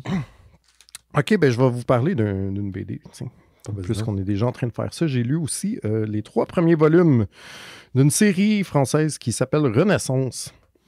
Il y a déjà 5 volumes de sortie, mais là, j'ai bingé les 3 premiers parce que ça fait un cycle entier. En gros, le principe, c'est qu'on est dans un futur proche, puis la Terre, est-ce que ça se passe mal? Non. C'est quand même crédible. Il y a des pandémies, il y a des feux de pétrole de tout partout. En tout cas, ça va vraiment mal à un point qu'il y a des extraterrestres qui nous observent depuis un bout, qui sont comme, là, ça va pas, là, on va aller mettre de l'ordre là-dedans. Fait que là, il y a comme... C'est un concile de plusieurs races différentes. Puis il y a un peu de politique là-dedans. C'est super intéressant, comme parce qu'eux aussi, les extraterrestres, ont des problèmes de ressources et d'argent, il semblerait. Mais donc, ils viennent ici, puis ils sont comme, on a de la technologie plus avancée, on pense que vous valez la peine, là, on vient vous aider à redresser ça. C'est comme super intéressant parce que c'est vrai qu'on se débrouille pas full bien. En même temps, ça nous met dans une position où nous, mettons, en tant qu'Occidentaux, on a souvent fait ça, pas nous 5 personnellement, là. Mais dans des pays en Afrique, au Moyen-Orient, c'est tout genre on a souvent un genre d'attitude de on va aller régler vos problèmes, vous n'êtes pas capable tout seul. Puis c'est comme si ça nous force à nous regarder en tant que plus espèce plutôt qu'en tant que nation, comment on n'est pas bon. Fait que c'est quand même bien. Pour vrai, j'ai quand même aimé ça. Je suis curieux, là, c'est ça, j'ai lu le premier cycle, je suis quand même curieux de voir où ça s'en va. Il y a déjà 2 albums dans le deuxième cycle de paru, mais c'est de la bonne SF si ça vous parle ce genre d'affaires-là. Puis c'est aussi différent de ce qu'on connaît de SF en BD, dans le sens, mettons, Valérian Orbital, c'est plus comme le contraire. C'est nous qui est dans une ONU puis qui va aider du monde ailleurs, dans l'espace. Comme l'espèce humaine. On n'est pas tout le temps aimé, mais c'est nous qui fait ça, alors que là, c'est nous qui est comme le petit enfant qui a besoin d'aide à sauver. Dis donc l'éditeur, Laurent, parce que... Oui. Ben oui, j'ai pas parlé. C'est chez Dargo. C'est chez Dargo. C'est écrit par Fred Duval. C'est dessiné par M-M-E-M-E-M. Puis je pense qu'il y a des designs. Là, Fred Blanchard, je pense qu'il fait des designs là, de vaisseaux puis de trucs d'extraterrestres et tout. Là, mais c'est bien bâti, c'est bien alimenté pour l'instant. Là, je pense que ça fait il y a un album par année depuis 5 ans. C'est vrai. Fait que, voilà. Donc, tu les vends 80$ l'album, comme si tu Oui, voilà. C'est ça. Merci, Laurent. Vas-y donc, Gauthier. Oui. C'est Laurent. Laurent, il s'en met dans les poches avec notre argent. Ça m'a vraiment donné envie de le lire, par exemple. Laurent, mais pour vrai, je pense que c'est ton genre. S'il y a de la politique, puis ça coche toutes les cases pour le Gauthier-verse. C'est un verse? Ouais, j'ai décidé ça, là. Je suis passé à l'échange toute la semaine dernière pour magasiner des vinyles. Yeah. Parce que j'ai une nouvelle table tournante. Shit. What? Puis, je me suis acheté un livre. Cool. C'est cool, ça donne bien, ils en vendent pas mal. Ouais. Fait que c'est ça. Les vinyles attendront. Je suis tombé sur une traduction d'un tout petit livre. En fait, c'est une nouvelle de Anne Warren Griffith. C'est correct si vous avez jamais entendu parler de cette autrice parce qu'elle est très peu connue. Elle a écrit vraiment très peu d'ouvrages. Je pense qu'elle a écrit comme 2, peut-être 3 nouvelles dans toute sa carrière. Mais la nouvelle qu'elle a écrite qui s'appelle Audience captive est vraiment très importante et elle a été rééditée en français aux éditions Le Passager clandestin. C'est vraiment un must, là, selon moi. Là. C'est un court texte d'une 40aine de pages qui raconte l'histoire d'une famille américaine des années 50 qui vit dans une société où tous les produits de consommation qui les entourent ont un tout petit disque vinyle qui diffuse de la publicité qui leur est adressée à eux. Esthétiquement, là, on est vraiment en plein Twilight Zone. Si jamais vous le lisez, lisez-le avec une voix radio-canadienne et imaginez-vous ça en noir et blanc. Et ça fonctionne genre à fond la caisse. Je sais que dit comme ça n'a pas l'air très convaincant. C'est quelque chose qu'on a vu 1000 fois. Mais l'intérêt réside aussi dans le fait que c'est un artefact. C'est un texte qui a été écrit en 1953. Oh, wow! Donc, à ce moment-là, on comprend pourquoi c'est des vinyles qui sont sur les produits, parce qu'il n'y avait rien d'autre qui existait. Et puis, Anne Griffith, c'est ça qui a publié 2 ou 3 nouvelles dans sa carrière, met vraiment le doigt sur un enjeu de société qui en était à tous ses débuts. Puis, en plus d'être un artefact vraiment intéressant, qui entrevoit et puis qui fait une critique de la publicité ciblée, puis de son omniprésence dans notre quotidien via nos cellulaires. La finale de l'histoire est déstabilisante de prémonition. Là. Je vous en dis pas plus, mais c'est incroyable. La métaphore qu'elle fait est juste comme momie sur le cul. C'est vraiment... Ça a été très bien fait. Penser vraiment à là où on est rendu dans l'espèce de mindfuck qu'on nous a vendu de la gratuité du web. Ouais. Puis elle met le doigt dessus. Là. Mais tu sais, comme genre 60 ans avant que ça apparaisse. Là. Wow. Fait que tu sais, déjà, on entrevoit vraiment, dès les débuts de la publicité, tout le danger que ça avait, jusqu'à maintenant. Et c'est assez fou. Je pense que comme on doit réhabiliter cette autrice-là. Anne Warren Griffith était une femme de l'armée, en fait, qui avait travaillé dans l'armée, puis qui faisait ça vraiment à temps partiel, parce que j'imagine qu'elle avait soit pas le temps, soit les moyens d'écrire plus, mais ce qu'elle a fait pour la science-fiction est quand même assez incroyable. Et puis, j'en profite aussi pour vous parler de la collection qui est du Passager clandestin qui publie ces textes-là. C'est une collection qui s'appelle Dyschronique. Et puis, c'est ça, Audience captive est publiée dans cette collection-là. Puis, c'est une collection de nouvelles qui axe sa direction éditoriale autour de textes de SF des années 50, 60 puis 70 qui abordent des enjeux contemporains. Fait qu'en quatrième de couverture de ces petits textes-là, on a juste, par exemple, dans le cas de Audience captive, en 1953, Anne Warren Griffith prévoit la publicité ciblée. Puis, donc, toutes les quatrièmes de couverture de ces petits textes-là fonctionnent de la même manière. Donc, en 1972, tel auteur parle de genre telle affaire qui est super importante pour nous maintenant. C'est vraiment... nice. Ouais, c'est ça. C'est... en plus, c'est une petite... Il y a une petite section à la fin de chaque livre avec le contexte historique. Fait qui nous met un peu dans le... Qui replace un peu les épisodes importants de l'histoire entourant le texte. Fait que c'est vraiment un super travail de curation. Puis c'est fait à un prix abordable en plus. Donc, chaque livre est 5 €. Moi, je l'ai trouvé à 5 piastres à l'échange, mais il était 9. Là. Donc, si jamais vous vous intéressez à la science-fiction, c'est vraiment un must. Mais c'est accessible, c'est des vieux textes, mais c'est accessible quand même aujourd'hui. Là, c'est pas.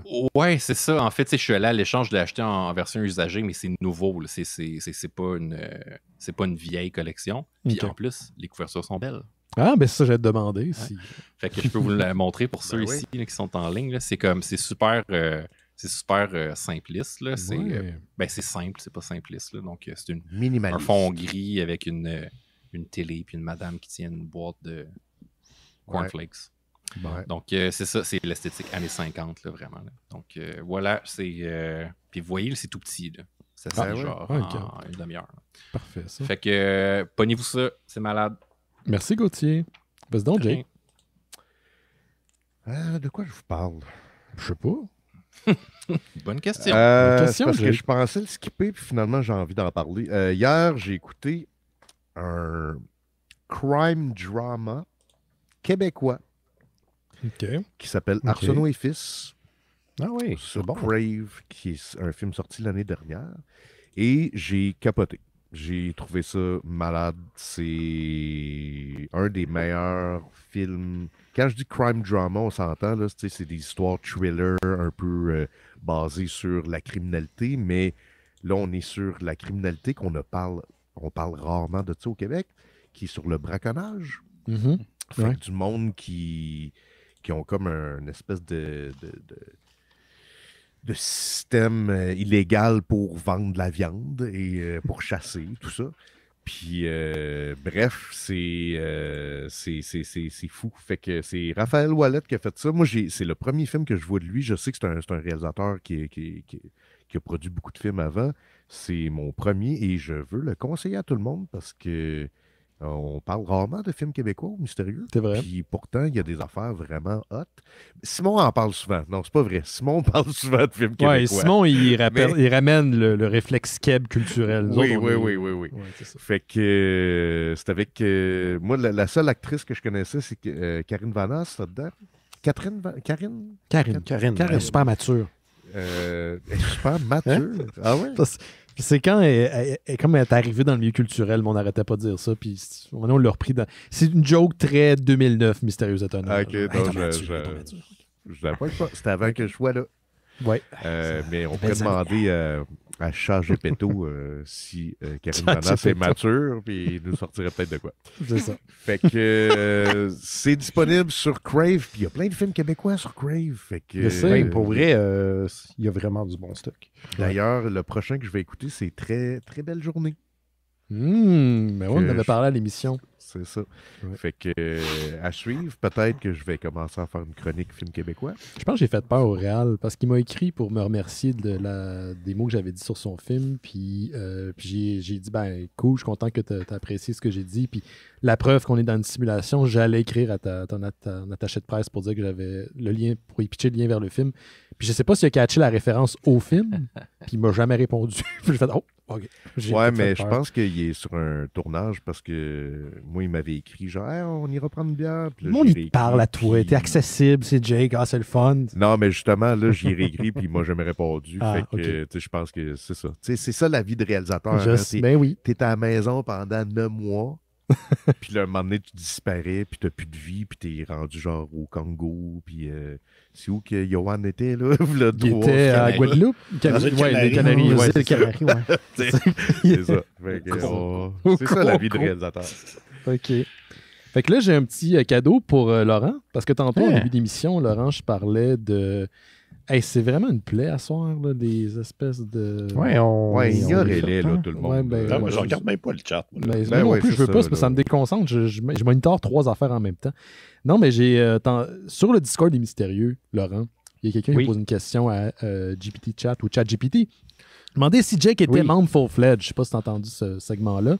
Est-ce que c'est aussi mouillé que sur le Sister Act que tu m'as envoyé ce matin? Ben oui, mais c'est ça. Fait que je vais lire le Sister Act parce qu'il y a quelqu'un qui a posé la question. C'est pas moi qui ai posé la question, là. C'est un auditeur qui a fait ça, qui a pris un script catcher puis l'a mis sur le Discord. Est-ce que Sister Act est meilleur que Sister Act 2, Back in the Habit? Parce que c'est ça qu'on oublie souvent, c'est le sous-titre de Sister Act. Et là, voici ce que ChatGPT a dit. Il est difficile de dire quel film est meilleur entre Sister Act et Sister Act 2 Back in the Habits, car cela dépend des préférences personnelles et des critères de chacun. Bravo de pas te mouiller, GPT. Ouais. Sister Act est une un réponse film... de poule mouillée. Ah ouais, c'est ça, une réponse de politicien. Sister Act est un film musical comédie américaine. Là, tu vois, il met du gravy. Parce qu'il essaie de te faire à croire. Tu sais, quand, comme Jake, il a comme pas tant une chronique, mais il raconte le tour, tout ce qu'il y a autour de ce qui est arrivé pour essayer de penser qu'on s'en aperçoit pas. Ouais. C'est ça qu'il fait. Fait que, je ne voulais pas le lire au complet, mais il se mouille pas. Fait que, tu vois que la technologie est pas encore... La technologie n'a pas de préférence subjective. Ouais, c'est ça. Il n'y a pas de... Quelle surprise! C'est ça. Voilà. Écoute, peut-être que les bots sont prêts à voler les jobs des artistes, mais ne sont pas encore prêts pour voler les jobs des critiques. C'est ça que ça veut dire. Ils ne sont pas prêts encore tranchés à savoir quel est le meilleur des Sister Act. Ou peut-être que GPT Chat ou ChatGPT attend Sister Act 3 pour finalement se dire voilà, c'est celui-là le meilleur. C'est ça. Peut-être que les deux sont pas bons. Puis il n'a pas voulu en parler. Il veut pas choquer personne. Bold statement. Ouais, Il veut pas vous froisser. Ouais. Est-ce que c'est ton opinion, ça, Simon? Il faudrait demander à Gepetto. Gepetto, ouais. Chat Chen, c'est ça. Et qu'est-ce qu'il a dit sur le full-fledgisme de Jake? Ah, il s'est trompé, il s'est vraiment planté. Non, il a dit que j'étais genre un membre essentiel ou je sais pas trop. Là. Ouais, c'est ça. Tu vois ça, il y a un avis, par contre. Oui, c'est ça. Oui, c'est ça. C'est spécial. Mais il a dit que j'apportais avec mon humour et je sais pas trop, là. Oui, relis la fin. C'est la fin que non, vous ne l'aurez pas. J'ai fermé mon téléphone. Non. Ah, OK, il est fermé. C'est ça. Pas moyen de les rouvrir. Fait que c'est 2023, messieurs, et en 2022, décembre 2022, qu'est-ce qui est sorti? Un des plus grands crossovers de l'histoire du comic book qu'on a parlé à l'émission. Le spécial de Noël, Les Mystérieux Étonnants. Oui, en quelque sorte, mais c'est sous forme de comic book. C'est le Spawn Batman, le crossover, le troisième en fait, parce qu'il y en a eu déjà 2 autres. On avait parlé du premier à l'émission. Et je pense que Todd McFarlane, le créateur de Spawn, misait beaucoup sur cette bande dessinée-là qui est écrite et qui a été dessinée par Greg Capullo. C'est un single issue de 48 pages, donc c'est pas un trade ou rien. Donc pour coïncider avec la sortie, Image Comics a publié plein de couvertures alternatives de crossover style. Donc tu aurais Spawn dans pratiquement toutes les séries d'Image Comics, même si finalement Spawn ne se retrouvait pas dedans. Et DC Comics a fait la même chose de son bord. Fait qu'au total, on parle de 70 couvertures alternatives. Pour les gens qui ne sont pas familiers avec l'univers des couvertures alternatives, là, il y a comme vraiment un champ, comme un marché. Des collectionneurs très, très niches qui triplent là-dessus. Moi, ça me gonfle. Ça m'intéresse pas pantoute. C'est abusé en tabarnak. C'est abusé en tabarnak. Mais, franchement, ce que Todd McFarlane a dit, c'est qu'il prétend que ça a dû battre un record des couvertures alternatives pour les crossovers. Donc, il détient ce record-là. Et donc, voilà. C'était ça ma nouvelle. Là, ils se vendent de ça. C'est pas des niaiseries de même là, qui ont mis toute l'industrie au grand complet, quasiment en faillite dans les années 90. Là, c'est exactement... Puis là, personne n'a rien appris. C'est vraiment fâcheux. Il y a encore un marché, il y a encore du monde qui triple là-dessus. Moi, personnellement, ça me gonfle, mais ça revient tout le temps. Ah, man, ça me fait penser, vu qu'on parle de ça, le speculation market, dans le fond. Je sais pas si vous avez vu un des derniers vidéos de Red Letter Media où il parle du speculation market sur les cassettes VHS. Oui, c'est génial cet épisode. Et dans ça, ils mettent en vente la dernière copie de Nuki qu'ils ont. Oui. Et là, ça fait longtemps que je n'ai pas checké, là, mais me semble, la dernière fois que je suis allé voir, il était rendu à 19 000 Ils l'ont vendu à 85 000. Quoi? Ouais. Attends, de quel film? Je vais aller voir, là, parce que j'ai envoyé l'info à quelqu'un. C'était le rip-off de rip-off. C'était comme le rip-off d'E.T. de Mac et moi, là, mais c'était pourri. J'avais vu ça au cinéma avec mon père. Puis j'étais choqué, genre j'étais un enfant choqué. Oui, c'est juste ça n'a pas de rapport avec Limp Bizkit, là. Non, ça c'est Nuki. Nuki, c'est ça. Ouais, puis c'est que dans le fond, Red Letter Media, il y avait la joke ils achetaient toutes les copies de Nuki qu'ils voyaient. On les voyait dans leur studio, il y avait un mur de Nuki. De Nuki, puis là, ils les ont tous détruits de manière créative, sauf un. Puis ils ont mis ça aux enchères. Parce que c'est tellement cave. C'est le speculation market, mais à leur défense, ils donnaient le cash à une charité. C'est 80 600 US. C'est sûr que aussi il y a des gens qui ont donné parce que c'est la cause. C'est la joke et pour la cause parce que ça allait pas. C'était pas un encan, c'était comme un genre de spéculatif, c'est ça? Non, c'est sur eBay, là, fait que c'était un encan, mais il y a une personne qui a donné ça. Il y a une personne qui a mis ce montant-là. Wow! OK. Bon. 80 000 $. Incroyable. Mais je pourrais peut-être... peut-être tu pourrais le mettre sur... non, je veux pas retomber là-dedans. Là. Moi, t'acheter une maison. Quand je me suis rendu compte que ça existait l'année passée, là, tout ce marché-là là, des VHS gradés, j'étais comme... vraiment, là, tu sais, c'est... Mais tu sais, tant qu'il y a du monde qui sont prêts à payer, tant mieux. Mais si tu abuses puis que tu en produis plus, tu tues le marché. C'est pas le speculation market qui est un problème en soi, c'est les compagnies qui produisent 70 copies d'un variant cover en pensant que le marché est capable d'absorber tout ça. T'sais. Mais moi, je pense pas que les nouveaux lecteurs sont vraiment des adeptes des couvertures alternatives des singles. En connaissez-vous dans votre entourage des gens qui collectionnent des couvertures alternatives de single issue? J'ai jamais vu ça. Moi, je pense que c'est deux affaires différentes. Qu'est-ce que tu la collectionnite et lire les comics, qui des fois peuvent se rejoindre dans une espèce de diagramme de Venn. Il y a une place que entre les deux, il y a des lecteurs et collectionneurs de comics, mais je pense que c'est quand même deux affaires indépendantes. Exact, parce que dans le temps que j'habitais dans Rosemont, quand j'allais au 1 Million Comics. 1 Million Comics. Ça m'arrivait souvent là, de voir genre des bonhommes arriver, faire comme bon, c'est quoi les covers que t'as pour moi cette semaine? Puis là, ils les pognaient toutes. Là. Puis c'était pas une affaire de genre, qu'est-ce qui se passe dans ce numéro-là? Là? C'était une affaire de, ils collectionnaient les covers. Comme on collectionne les cartes de hockey. Mais c'est une vieille garde qui collectionne ça. Toi, tu faisais pas ça. Non, moi, j'ai jamais fait ça, mais je pense qu'il y a plus de monde qu'on pense qui font ça. Parce que sinon, ils ne feraient pas 70 variant cover. Puis notre ami Kevin Roditelli, il m'en parlait aussi beaucoup là, de... C'est un marché qui est aux États-Unis plus gros que le trade, en fait. On a l'impression que le trade paperback vend plus, mais c'est l'inverse. Les variant covers vendent plus que le trade paperback. C'est qui la personne que tu viens de mentionner? Je sais pas c'est qui. Kevin Roditelli, c'est... anciennement, il travaillait pour Behemoth, mais là, il est rendu chez Whatnot Publishing. Ah oui. Co-fondateur de Whatnot Publishing et co-éditeur de Heavy Metal maintenant. Donc... Ben oui, tu vois, le gars, il savait où c'est qu'il s'en allait, puis il est allé. Fait que voilà. Moi, j'ai 41 ans, puis j'ai un appart dans Rosemont. Bon, va passer à toi, Laurent. Non, mais moi, j'avais encore des affaires. Vas-y, continue. On t'écoute. Tu sais, parce que ça fait quand même une couple d'années que je suis abonné à la page du Comic Hunter. Oui. Dans le SIC. Puis, tu sais, ils mettent tous les jours, ils mettent des comics, puis les gens sont comme, moi, je veux ça, moi, je veux telle affaire. Puis j'ai l'impression que depuis la pandémie, il y a un regain du marché du floppy ou de la collection. Genre, j'ai ce feeling-là. Je sais pas, comme je vois les gens dire je veux telle affaire qui est comme un numéro clé qui vaut vraiment cher. Puis j'ai l'impression qu'il y a beaucoup de gens que le budget de lousse, parce qu'on sortait plus de chez nous de pandémie, ils se sont startés une belle collection de comics. Puis j'ai vois aussi demander, OK, il est 500$, mais c'est quoi son grade? Puis tout, puis je suis comme, je sais pas, j'avoue que moi, étant plus dans le milieu francophone, j'ai pas souvent. Je veux dire, j'ai pas souvent contact. T'as pas gradé un Tintin. Non, mais c'est ça. Puis, tu sais, ni un Superman, mais je veux dire, j'ai l'impression qu'il y a des gens qui se sont lancés là-dedans, puis qu'il y a comme une nouvelle, comme les gens, ils sont partis sur des ballons, là, peu importe dans leur genre en pandémie, puis il y en a beaucoup que, d'après moi, ça a été ça. OK. Ça fait du sens. Mais, ça fait du sens, Laurent. Ce n'est que mon observation.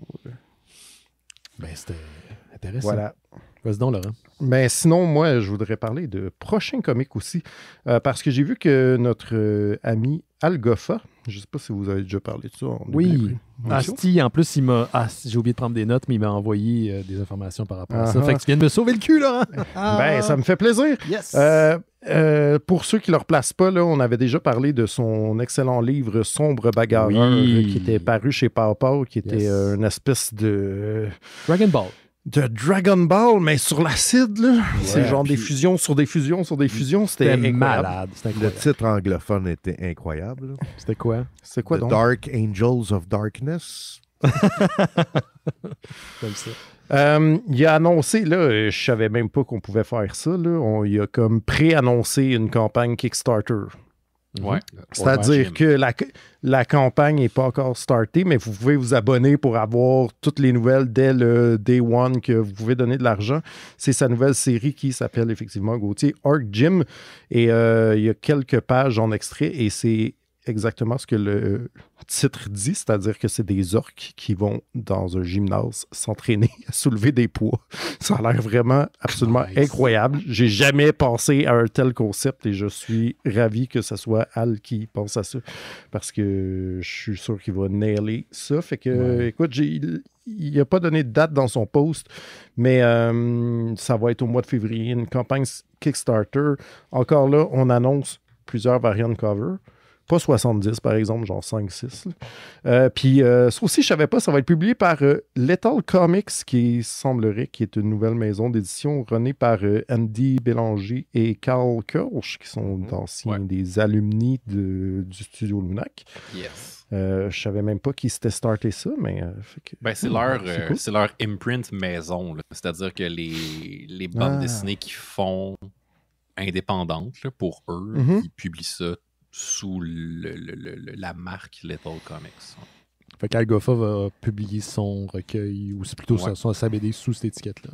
Ouais, fait que, en tout cas, vous irez voir ça, les quelques pages qu'on peut voir déjà, ça fait, c'est vraiment, vraiment emballant. Les couleurs sont faites par un auteur français qui s'appelle Saint-Jean, qui est déjà venu une couple de fois là, à Montréal au FBDM et tout. Un super chic type que j'aime beaucoup, puis en tout cas, c'est une belle association. Vous checkerez ça en quelque part en février. Ça, c'est indépendant as fuck. Là. Tu peux pas aller plus indépendant que ça. J'avais acheté Cry Punch, qui était pas... Je sais que c'était son projet, mais que c'était pas juste ses histoires qui se retrouvaient dedans, mais j'avais capoté. Il y a comme une sensibilité très mangaesque que j'aime beaucoup dans son approche et dans son dessin. Puis, je pense on va en reparler quand ça va être lancé en ligne. On pourrait peut-être même l'inviter à en jaser. Ce serait cool. Bien sûr. Cool.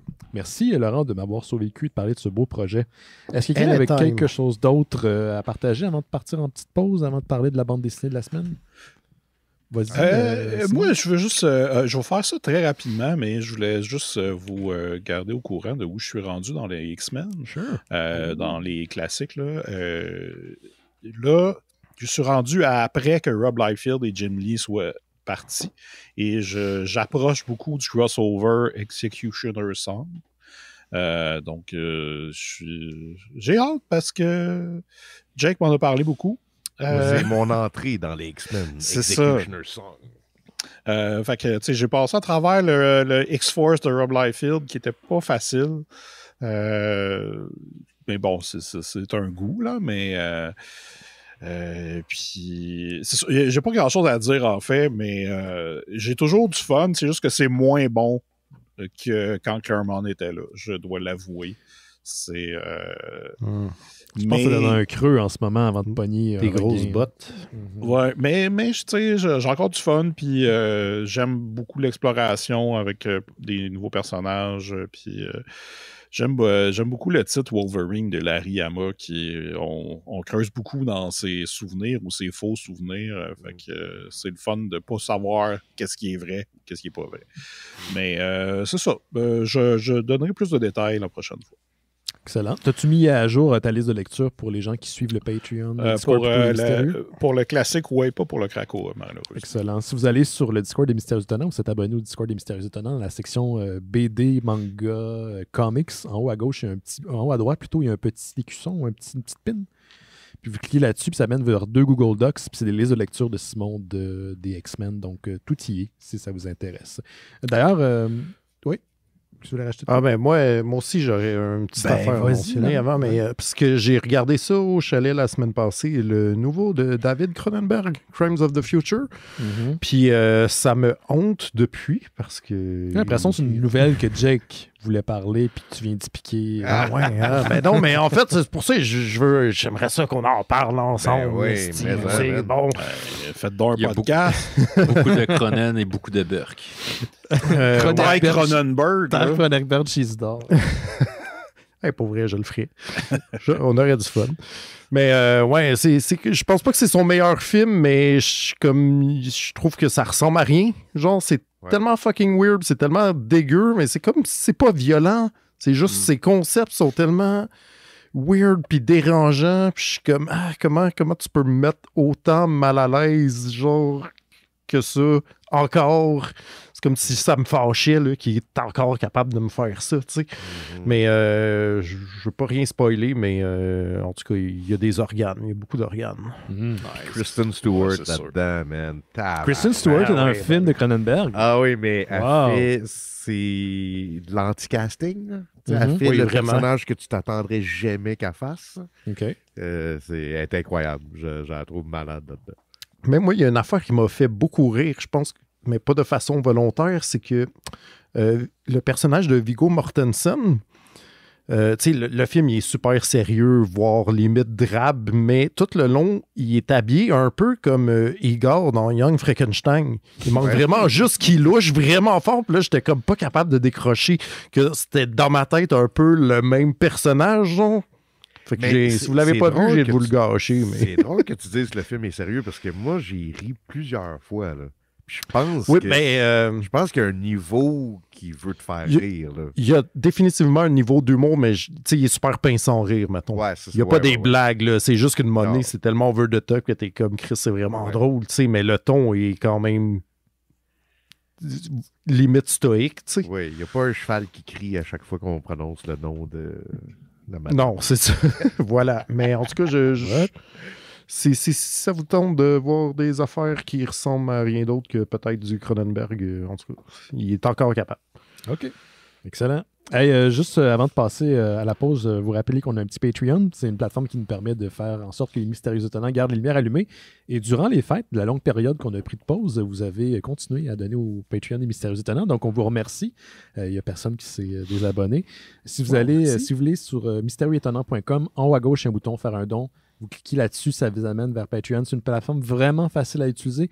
Moi-même, je suis quelqu'un qui est très frileux absolument pour rentrer ma carte de crédit, utiliser des plateformes externes américaines, mais celle-ci est assez conviviale.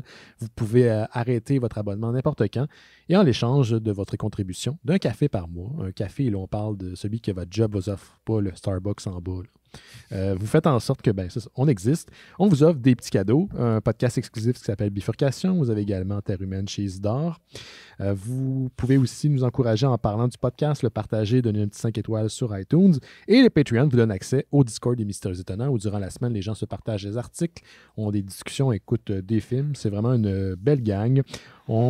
Puis c'est ça, c'est pas mal ça. Un petit remerciement au passage pour Eric Maziad, qui est notre webmestre, qui hier, je pense qu'il y avait un problème avec le site Internet. Il a regardé ça durant la soirée, puis c'était réglé finalement. C'est une autre des personnes qui fait en sorte que le projet existe. Je tiens à le souligner. Merci, Eric. Votre contribution fait aussi en sorte qu'on puisse produire Noël chez Isidore et Terre Kaiju. Il y a eu plusieurs épisodes, Simon, durant les fêtes là, qui sont sortis. Oui. Oui. Ça veut dire.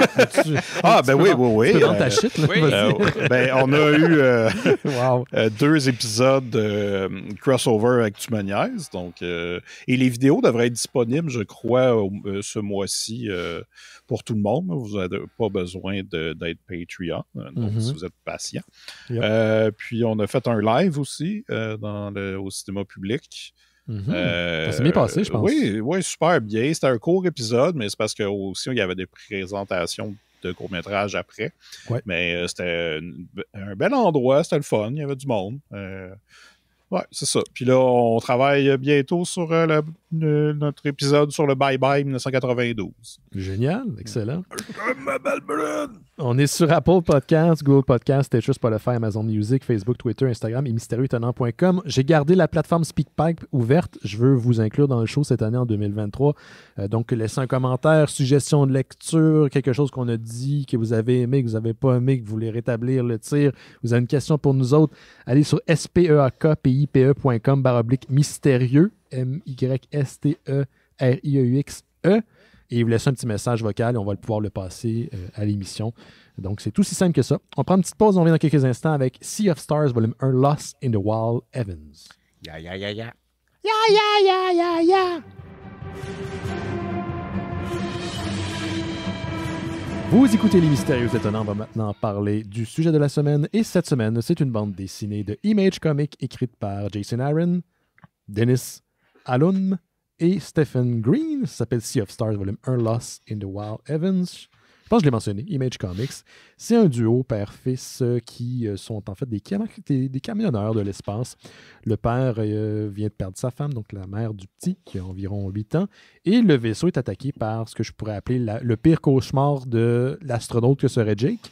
Un requin immense de l'espace. Donc, le père et le fils sont séparés. Le père est en fait englouti par le requin cosmique et le fils met la main sur un artefact qui lui donne des pouvoirs cosmiques, qui lui permet de respirer dans l'espace, devenir quasi invincible.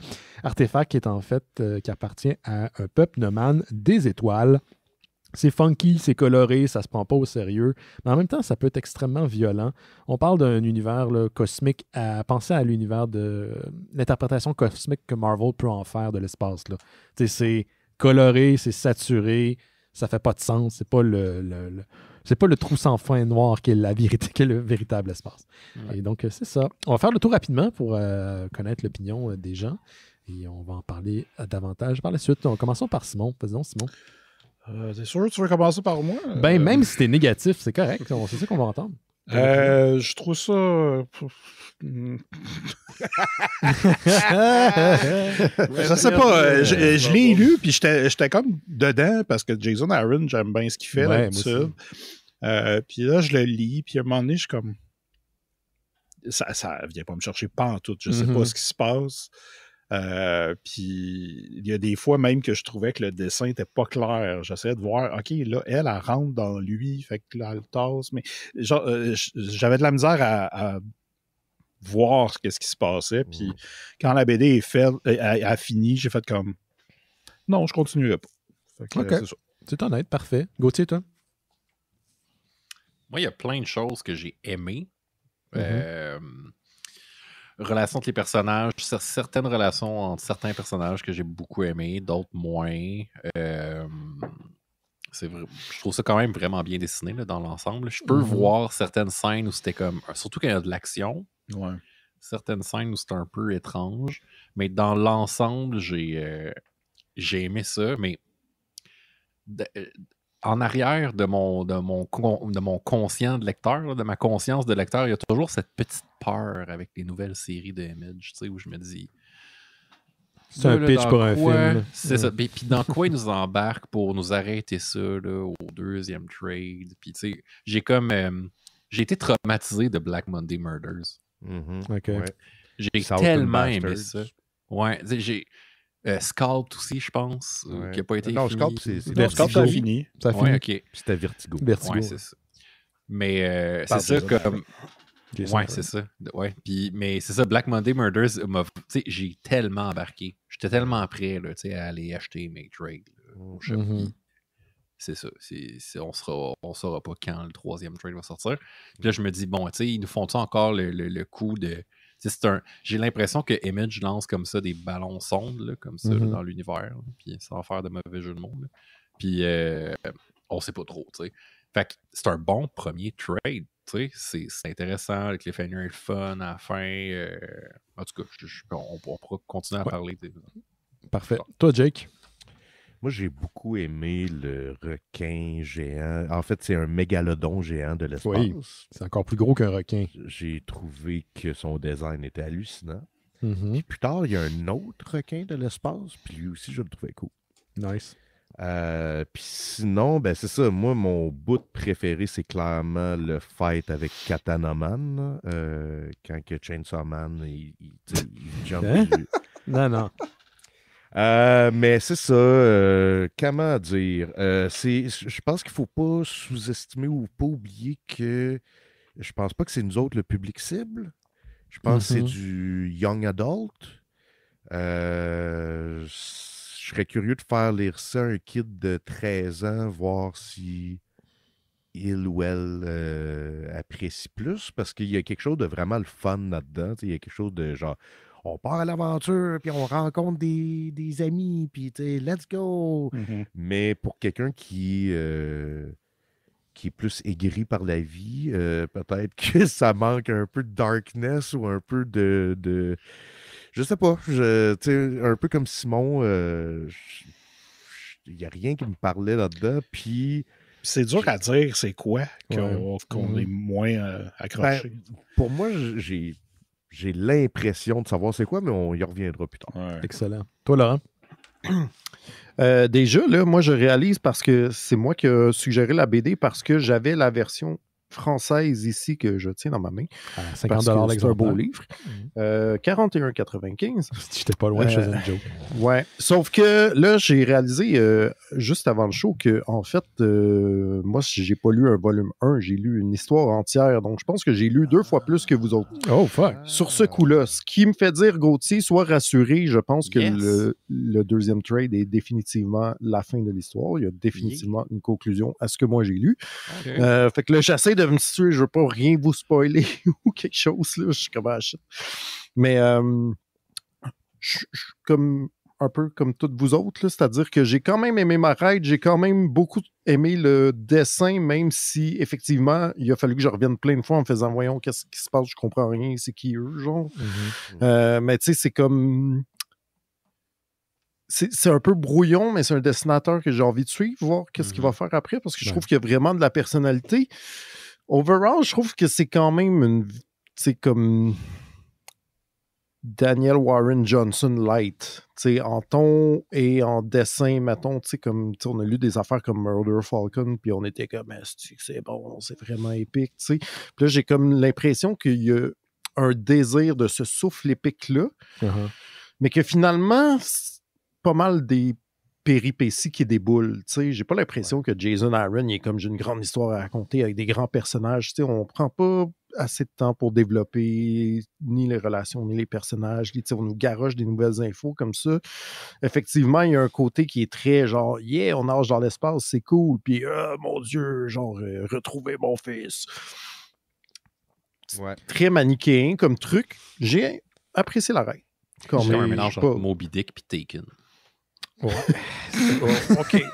Oui, voilà. C'est vrai, c'est ça. C'est exactement ça. Dans l'espace. Moi, je me suis rassuré, en fait, en vous écoutant, parce que tout le long que je la lisais, la bande dessinée, je me disais, ouais, je suis supposé aimer ça. Puis il y a quelque chose sur lequel je suis pas capable de mettre le doigt dessus. Pour moi, ça n'a pas été le dessin, quoique je comprends que par moments, c'est un peu confus parce qu'il y a beaucoup en même temps. Mais je l'ai trouvé particulièrement joli, la BD. Surtout la coloration, je trouve qu'elle rajoute énormément à l'expérience de lecture.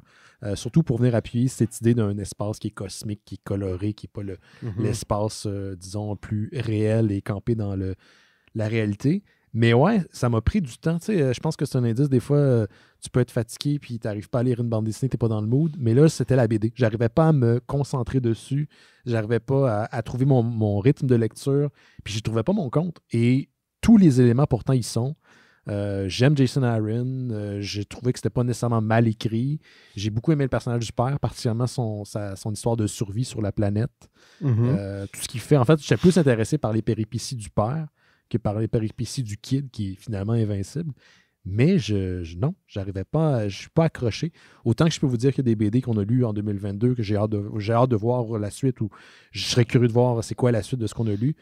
Ben, si je vois jamais la suite de Sea of Stars, j'en suis pas particulièrement brimé. Là. Ça me fait pas pleurer. Puis voilà. Je pense qu'on est tous pas mal un peu sur la même longueur d'onde. Étrangement, ça reste que c'est intriguant. T'sais. Qu'est-ce qui fait qu'on ne trippe pas? Il n'y a pas rien d'extrêmement... Même au niveau du rythme, le découpage, il n'y a pas d'erreur massive. Il n'y a pas rien de il n'y aurait pas rien d'extentatoire. Je sais pas. Il y a quelque chose qui manque, puis je sais pas c'est quoi. Ben, il y a des... Tu sais, quand on parle des relations... Ben, quand j'ai dit qu'il y avait des relations entre les personnages que je trouvais intéressantes, moi, principalement, il y a Jill, le père. Là. Je ne sais pas s'il est nommé, d'ailleurs, pendant la BD, là, mais... Moi, je l'appelle le père dans ma tête. Puis, c'est ça. Fait que, il est en quelque part au début. C'est peut-être dans le deuxième trade. Okay. Fait que j'aime la relation entre Gil et Kyle de Cop, là, qui est comme l'espèce de petit robot de sécurité du vaisseau dans lequel il va se retrouver éventuellement. Il y a certains échanges quand même assez savoureux. Là, quand Kyle il dit que you will die alone in the cold vacuum of space. J'ai trouvé ça quand même très drôle. Ça joue sur les clichés, mais de manière quand même assez clever. Là. J'ai l'impression que Kyle, c'est comme un espèce de HAL 9000 de l'Odyssée de l'espace, mais comme hyper décomplexé, sociopathe. Là. Fait que ça, j'ai trouvé ça drôle. Puis, j'ai aimé le fait que les deux histoires soient en parallèle, mais comme Benoît, j'ai vraiment plus accroché sur l'histoire de Gil. Puis, ce que j'ai l'impression que ça rate, c'est dans l'histoire du kid, Caden, c'est ça? Ouais. Kyle ou Ken? Caden. C'est que, étant donné qu'il est invincible, il n'y a comme pas d'enjeu. On n'a pas peur pour Caden, il est invincible. T'sais. Fait qu'il peut arriver, à part justement, là, comme nous, il y a une scène de sacrifice, là, de proto-sacrifice. C'est là que c'est à la fin de ça que notre BD arrête, Laurent, pour ton info. Ouais, c'est ça que j'ai vu. C'est pour ça que je me disais, là, sans spoiler, c'est comme si à partir de ce moment-là, les rôles, les storylines du père et du fils sont comme un peu switchés. C'est comme le fils vient de se rendre compte qu'il est moins invincible qu'on pense, puis le père développe quelque chose d'autre qui est comme très différent, mais aussi un peu dans le même genre, là, mais qui est comme il va plus vers le dark side plutôt que lui qui est comme juste comme parce que j'avais envie dans l'espace, genre. J'avais envie que les deux histoires continuent à être racontées en parallèle. J'ai pas envie que les personnages se rencontrent nécessairement. Puis c'est peut-être parce que genre j'ai trop écouté Hachi puis ces dessins animés-là, genre de notre enfance où comme t'as un héros l'abeille qui cherchait sa mère pendant comme 15 saisons. Là. La différence, c'est qu'Hachi se faisait un ami en début de chapitre puis il mourait à la fin du chapitre, mais il n'y avait pas ça dans Sea of Stars.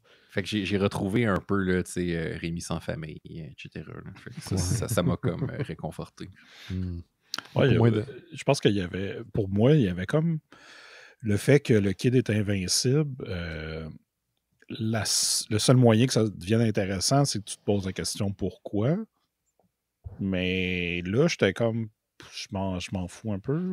Il n'y avait pas assez de viande sur l'os pour que je m'intéresse aux raisons de son super pouvoir. Space Magic. Ouais. Juste une question pour toi, Laurent. Est-ce que l'histoire, elle est complétée avec l'édition francophone que tu as achetée? Oui. Tu vois, le livre, il n'est même pas numéroté. Là. Est-ce que c'est à peu près l'équivalent de 2 trades, donc de 10 numéros? Oui. Parce que le premier numéro est de 10. 12, je pense, finalement. 12? OK. Donc, ça aurait été plus logique qu'il fasse 2 trades de 6, là, mais... C'était-tu... mais attends, là, j'avoue que j'ai pas porté attention. J'ai comme assumé 12. Mais... Parce que je pense qu'avoir eu l'opportunité de le lire au complet, ça aurait été peut-être un peu long pour le show, mais j'aurais peut-être plus embarqué, sans savoir là, ce qui suit, là, d'avoir une histoire complète, ça m'aurait intéressé. Mais dans le carcan du comic book américain, avec un cliffhanger, puis ce cliffhanger-là est supposé donner envie d'acheter la suite, j'étais pas assez engagé. Puis encore une fois, je sais pas pourquoi, il y a comme une alchimie qui se crée pas. Et pourtant, je trouve que tout le monde, plus difficile à dire pour les auteurs, là, les scénaristes, mais tout le monde y a mis comme du 100%, puis tu sens que c'est quand même une BD qui semble avoir du cœur. Si je peux y donner au moins un point positif, je sentais l'amour du père pour son fils et vice-versa. Ce qui est très rare quand tu lis de la bande dessinée, que les personnages de papier te permettent d'aller stimuler la partie de ton cerveau pour laquelle tu as de l'empathie. Là, j'en avais. J'en avais vraiment pour le père, j'en avais vraiment pour le kid, mais je n'étais pas impliqué au niveau de l'histoire. Et c'est peut-être parce qu'il y avait justement il y a un débalancement. Celle du père est tellement engageante. Il passe à 2 doigts de la mort, je ne sais pas combien de fois. Puis celle du kid est tellement générique. Parce que quand tu reviens au kid, qu'est-ce qu'il fait? Il liche des méduses de l'espace. Il fait des shrooms de l'espace. Il n'y a aucune conséquence. Il est laissé tout seul à Coney Island à faire ce qu'il veut. Là. Exactement, c'est ça. Puis il gambade avec un genre de... Tu sais, l'espèce de chien dans l'histoire sans fin là, auquel Jake ressemble. Puis le petit singe par-dessus. C'est juste ça qu'il est avec Timon et Poobar. Comment il s'appelle l'autre? Pumbaa. C'est ça. Il est avec Timon et Pumbaa. Ouais, c'est exactement ça. C'est vraiment ça. Ben, c'est ça, pour moi, en tout cas, j'ai checké un peu où est-ce que vous arrêtez, puis je trouve ça un peu, d'après moi, c'est des contraintes là, de marketing, de genre après 5 ou 6 numéros, tu fais un trade, là, parce que d'un point de vue de l'ensemble, c'est un peu comme si vous avez arrêté quand les choses commencent à se passer pour vrai, mettons. Est-ce que la suite est plus intéressante, selon toi? Je suis content de l'avoir lu, mettons, mais je peux pas vous dire genre oh my god, allez checker ça, ça vaut vraiment la peine. Je pense que ça reste quand même sur le même ton que ce que vous avez lu, c'est juste que j'ai l'impression qu'il monte le son, genre, de son extrémité, là. Mettons qu'on écoute du métal, là, il est en train de monter au fur et à mesure, puis là, vous êtes rendu comme au bout où ça commence à embarquer. Comme la tune de Phil Collins, mais juste avant le solo de drum. Ou juste avant le solo dans Stairway to Heaven, mettons. Mais... ou dans Crazy, Crazy, là, de Rosemith. Ouais. C'est ça. Fait que, tu sais, la toune, là, c'était le fun. La toune, là, avec le sax, là. Ben là, c'est comme si on avait juste le couplet plate avant le gros solo. C'est ça. Je te sens, si tu réfléchis fort, Jake, je te vois les sourcils. Non, c'est que j'essaie de placer d'identifier ce que moi, j'ai pas aimé, puis... pour moi, c'est assez clair. C'est que je trouve que les personnages, c'est des... Tu sais, on a des archétypes en storytelling, puis on a des stéréotypes. Puis là, c'est des stéréotypes. Fait que comme tu as nommé, genre, Timon et Pooba, là, t'as pas besoin de savoir rien d'autre sur eux autres, puis tu sais exactement comment ils vont réagir dans telle situation. Tu sauras rien d'autre. Même affaire, ce petit kid-là, il a aucune personnalité. C'est un petit gars de 10 ans. C'est ça sa personnalité. Le père, c'est un space trucker. C'est ça sa personnalité. Il n'y a rien d'autre qui informe qui il est en tant qu'individu, à part le fait que c'est un space trucker qui est à la recherche de son fils. Puis même, l'histoire, je veux dire, peut-être que je suis dans le champ, là, mais en lisant la première moitié, tu as l'impression de full savoir aussi que ça s'en va, puis faire comme... Alright, I guess qu'on va suivre genre les beats du storytelling conventionnel, puis que à la fin, il va y avoir un retour, puis ça va bien finir, puis je veux dire, tu le vois que le but de ce BD-là, c'était plus de... Oui, peut-être c'est fait avec cœur, puis ça, on peut pas débattre là-dessus, c'est les créateurs qui l'ont fait. Non, mais on peut en tirer un certain sentiment qui nous donne l'impression de... Mais pour moi, c'était très cookie cutter. Okay. C'était très genre, là, il se passe ça, puis il se passe ça, puis il se passe ça, puis tout le long, tu fais comme, I guess, ouais. Question pour vous autres, si ça avait été juste l'histoire du père. Parce que le père, on s'entend, je pense que c'est des deux grosses parties de l'histoire, c'est sa partie à lui, en tout cas dans le premier trade qui est la plus intéressante. Est-ce qu'on aurait plus embarqué? Ben, s'il y avait une personnalité, peut-être. Ben, c'est ça, on aurait eu plus le temps de développer peut-être l'histoire avec... En même temps, ça aurait été vraiment plus lourd et intense, non? Ouais. Mais en même temps, c'est un peu frustrant, tu sais, de juste comme, la mère, la mère biologique de Caden, qui est décédée, c'est juste ça, tu sais. C'est comme, la définition de la mère, c'est « elle est morte ». Ouais. Puis eux, c'est ça leur définition. Ma mère est morte, ma femme est morte. Ouais, c'est ça. Ça, c'est un peu plate, là. Puis le seul personnage féminin de l'histoire est vraiment étrange. Comme... Mais je l'aime, moi, ce personnage-là. Il est full ambigu. Ben, c'est ça. Tu sais, c'est gris, mais en même temps, tu te questionnes un peu sur ses motivations. Oui. Là, je sais pas, j'ai de la difficulté à y croire. Elle est tendre, mais elle est aussi très machiavélique. Puis c'est ça que j'ai aimé. De la façon qu'elle s'exprime, tu sens qu'elle a un certain... Même avant qu'elle fait ce qu'elle fait à la fin du trade là, pour aider le kid, elle a une approche très maternelle ou très empathique, mais elle a des intentions. Puis c'est cette ambiguïté-là que moi j'ai aimé. De ne pas savoir de quel côté elle penchait, si elle était du côté de son peuple ou était du côté du kid. Ça, j'ai aimé ça. Ça m'a... T'as raison. Je me demandais justement. Je me posais la question.